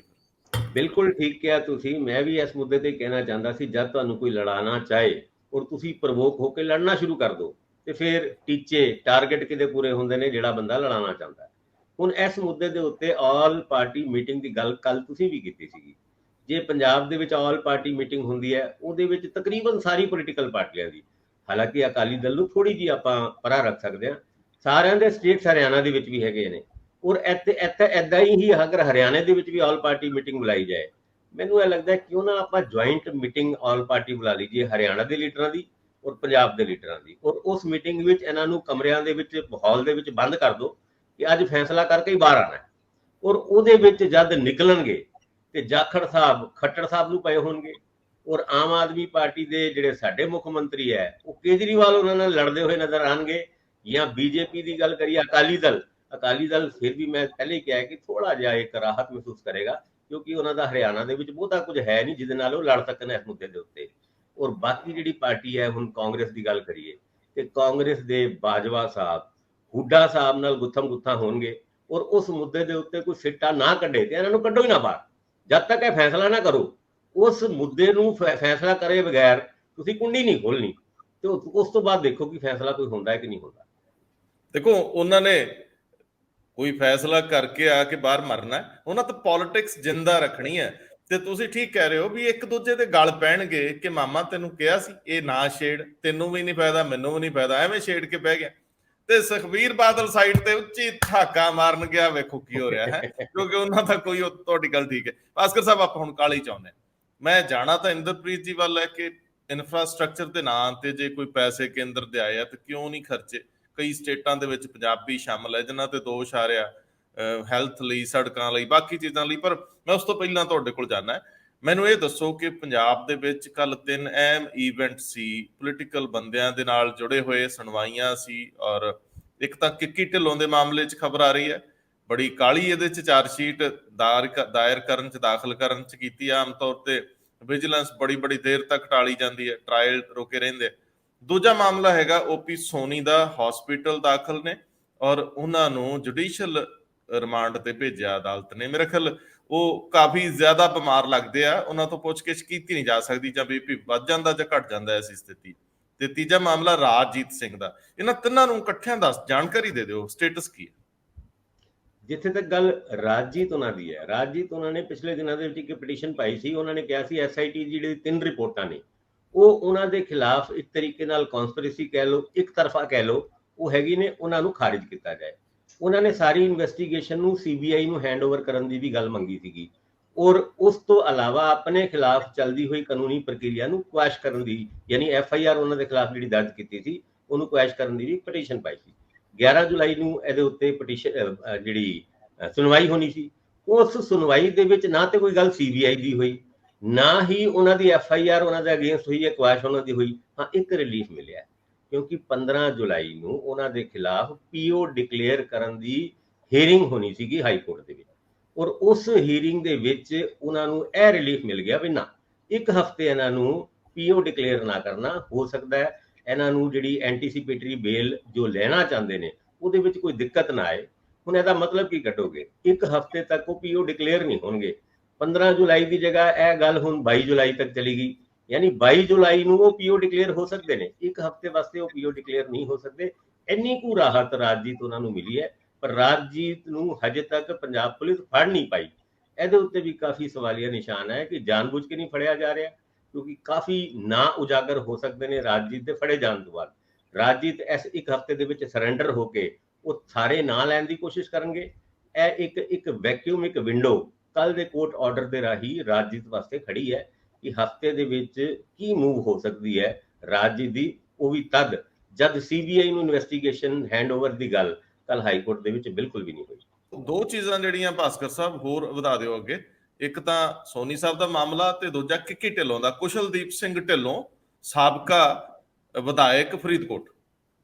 ਜਿੱਥੇ ਤੱਕ OP ਸੋਨੀ ਉਹਨਾਂ ਦੀ ਗੱਲ ਹੈਗੀ ਹੈ, ਉਹਨਾਂ ਨੂੰ ਜਦ ਅਰੈਸਟ ਕੀਤਾ ਗਿਆ ਸੀ ਪਿਛਲੇ ਸੰਡੇ ਨੂੰ, ਉਸ ਤੋਂ ਬਾਅਦ ਉਹਨਾਂ ਦੀ 2 ਦਿਨ ਦੀ ਰਿਮਾਂਡ ਮਿਲੀ। ਰਿਮਾਂਡ ਦੇ ਵਿੱਚ ਉਹਨਾਂ ਦੀ ਤਬੀਅਤ ਖਰਾਬ ਹੋਈ, ਉਹਨਾਂ ਨੂੰ ਪਹਿਲੇ ਸਿਵਲ ਹਸਪੀਟਲ ਤੇ ਬਾਅਦ ਚੋਂ ਪ੍ਰਾਈਵੇਟ ਹਸਪੀਟਲ ਦੇ ਵਿੱਚ ਰੈਫਰ ਕਰ ਦਿੱਤਾ ਗਿਆ। ਉਹਨਾਂ ਦੀ ਜੈਨੂਇਨਲੀ ਤਬੀਅਤ ਖਰਾਬ ਹੈ, ਕਿਉਂਕਿ ਵਿਜੀਲੈਂਸ ਨੇ ਵੀ ਇਸ ਗੱਲ ਦਾ ਵਿਰੋਧ ਨਹੀਂ ਕੀਤਾ ਕਿ ਨਾਰਮਲੀ ਹੁੰਦਾ ਹੈ ਕਿ ਵੀ ਨਹੀਂ ਐਕਟਿੰਗ ਕਰ ਰਹੇ ਨੇ ਜਾਂ ਕੁਝ ਹੈ। ਤਬੀਅਤ ਖਰਾਬ ਹੋਣ ਦੀ ਵਜ੍ਹਾ ਨਾਲ ਉਹਨਾਂ ਨੂੰ ਵੀਡੀਓ ਕਾਨਫਰੰਸਿੰਗ ਦੇ ਰਾਹੀਂ ਕੋਰਟ ਦੇ ਵਿੱਚ ਉਹਨਾਂ ਦੀ ਪੇਸ਼ੀ ਹੋਈ। ਜੁਲਾਈ 20 ਤੱਕ ਉਹਨਾਂ ਦਾ ਰਿਮਾਂਡ ਵੱਧ ਗਿਆ, ਪਰ ਉਹਨਾਂ ਨੂੰ ਜਦ ਡਿਕਲੇਅਰ ਕੀਤਾ ਜਾਏਗਾ ਕਿ ਉਹ ਬਿਲਕੁਲ ਠੀਕ ਨੇ, ਉਸ ਤੋਂ ਬਾਅਦ ਹੀ ਇਹ ਪੁੱਛਗਿੱਛ ਹੋਏਗੀ। ਹਜੇ ਕੱਲ ਰਿਪੋਰਟ ਹੈ ਮਿਲੇਗੀ ਕਿ ਉਹ ਡਾਕਟਰਾਂ ਦੀ ਉਹ ਰਿਪੋਰਟ ਜਿਹਦੇ ਹਿਸਾਬ ਨਾਲ ਡਿਕਲੇਅਰ ਕੀਤਾ ਜਾਏਗਾ ਕਿ ਹੀ ਇਜ਼ ਫਿਟ ਫॉर ਕੁਐਸਚਨਿੰਗ, ਉਸ ਤੋਂ ਬਾਅਦ ਹੀ ਇਹ ਸਵਾਲ ਪੈਦਾ ਹੋਣਗੇ। ਹੁਣ ਗੱਲ ਕਰੀਏ ਕਿੱਕੀ ਢਿੱਲੋਂ ਦੀ, ਉਹਨਾਂ ਦੇ ਅਗੇਂਸਟ ਪਿਛਲੇ ਦਿਨਾਂ ਦੇ ਵਿੱਚ ਅਰੈਸਟ ਕੀਤਾ ਸੀ, ਇਹ ਗੱਲ ਤੋਂ ਸਾਡੇ ਦਰਸ਼ਕ ਵਾਕਫ ਵੀ ਨੇ। ਲੇਕਿਨ ਉਸ ਤੋਂ ਇਲਾਵਾ ਕੱਲ ਇੱਕ ਚਾਰਜਸ਼ੀਟ ਦਾਖਲ ਕੀਤੀ, ਉਸ ਚਾਰਜਸ਼ੀਟ ਦੇ ਵਿੱਚ ਤਕਰੀਬਨ ਉਹੀ ਗੱਲਾਂ ਜਿਹੜੀ OP ਸੋਨੀ ਉਹਨਾਂ ਦੀ ਐਲੀਗੇਸ਼ਨ ਜਾਂ FIR ਦੇ ਵਿੱਚ ਸੀਗੀ। ਇਹਦੇ ਵਿੱਚ ਉਹਨਾਂ ਨੇ ਕਿਹਾ ਕਿ ਇਹ 240% ਤੋਂ ਵੱਧ ਉਹਨਾਂ ਨੇ ਆਪਣੀ ਇਨਕਮ ਤੋਂ ਵੱਧ ਖਰਚੇ ਕੀਤੇ, ਔਰ ਉਹਦਾ ਬਿਊਰਾ ਦਿੰਦੇ ਹੋਏ ਉਹਨਾਂ ਨੇ ਕਿਹਾ ਕਿ 2017 ਤੋਂ 2022 ਤੱਕ ਉਹਨਾਂ ਦੀ ਇਨਕਮ 3 ਕਰੋੜ 18 ਲੱਖ ਸੀਗੀ, ਔਰ ਉਹਨਾਂ ਨੇ ਖਰਚੇ ਕਿੰਨੇ 10 ਕਰੋੜ 72 ਲੱਖ, ਯਾਨੀ 7 ਕਰੋੜ 53 ਲੱਖ ਆਪਣੀ ਇਨਕਮ ਤੋਂ ਜ਼ਿਆਦਾ ਉਹਨਾਂ ਨੇ ਖਰਚੇ ਕਰਤੇ। ਔਰ ਉਸ ਤੋਂ ਇਲਾਵਾ 2 ਕਰੋੜ 7 ਲੱਖ ਉਹਨਾਂ ਨੇ ਆਪਣੇ ਫਾਰਮ ਹਾਊਸ ਜਿਹੜਾ ਨਵਾਂ ਚੰਡੀਗੜ੍ਹ ਨਿਊ ਚੰਡੀਗੜ੍ਹ ਦੇ ਵਿੱਚ ਬਣ ਰਿਹਾ ਹੈ, ਅਜੇ ਬਣਿਆ ਨਹੀਂ ਹੈ, ਉਹਦੇ ਉੱਤੇ ਵੀ ਖਰਚੇ, ਜਿਹਦਾ ਡਿਕਲੇਰੇਸ਼ਨ ਉਹਨਾਂ ਨੇ ਉਹ ਵਿਜੀਲੈਂਸ ਦੇ ਉਸ ਪਰਫਾਰਮੇ ਦੇ ਵਿੱਚ ਨਹੀਂ ਦਿੱਤਾ ਸੀਗਾ, ਜਿੱਥੇ ਵਿਜੀਲੈਂਸ ਫੀਤੇ ਨਾਪ ਕੇ ਸਾਰੀ ਚੀਜ਼ਾਂ ਉਹ ਕਰ ਚੁੱਕੀ ਸੀਗੀ।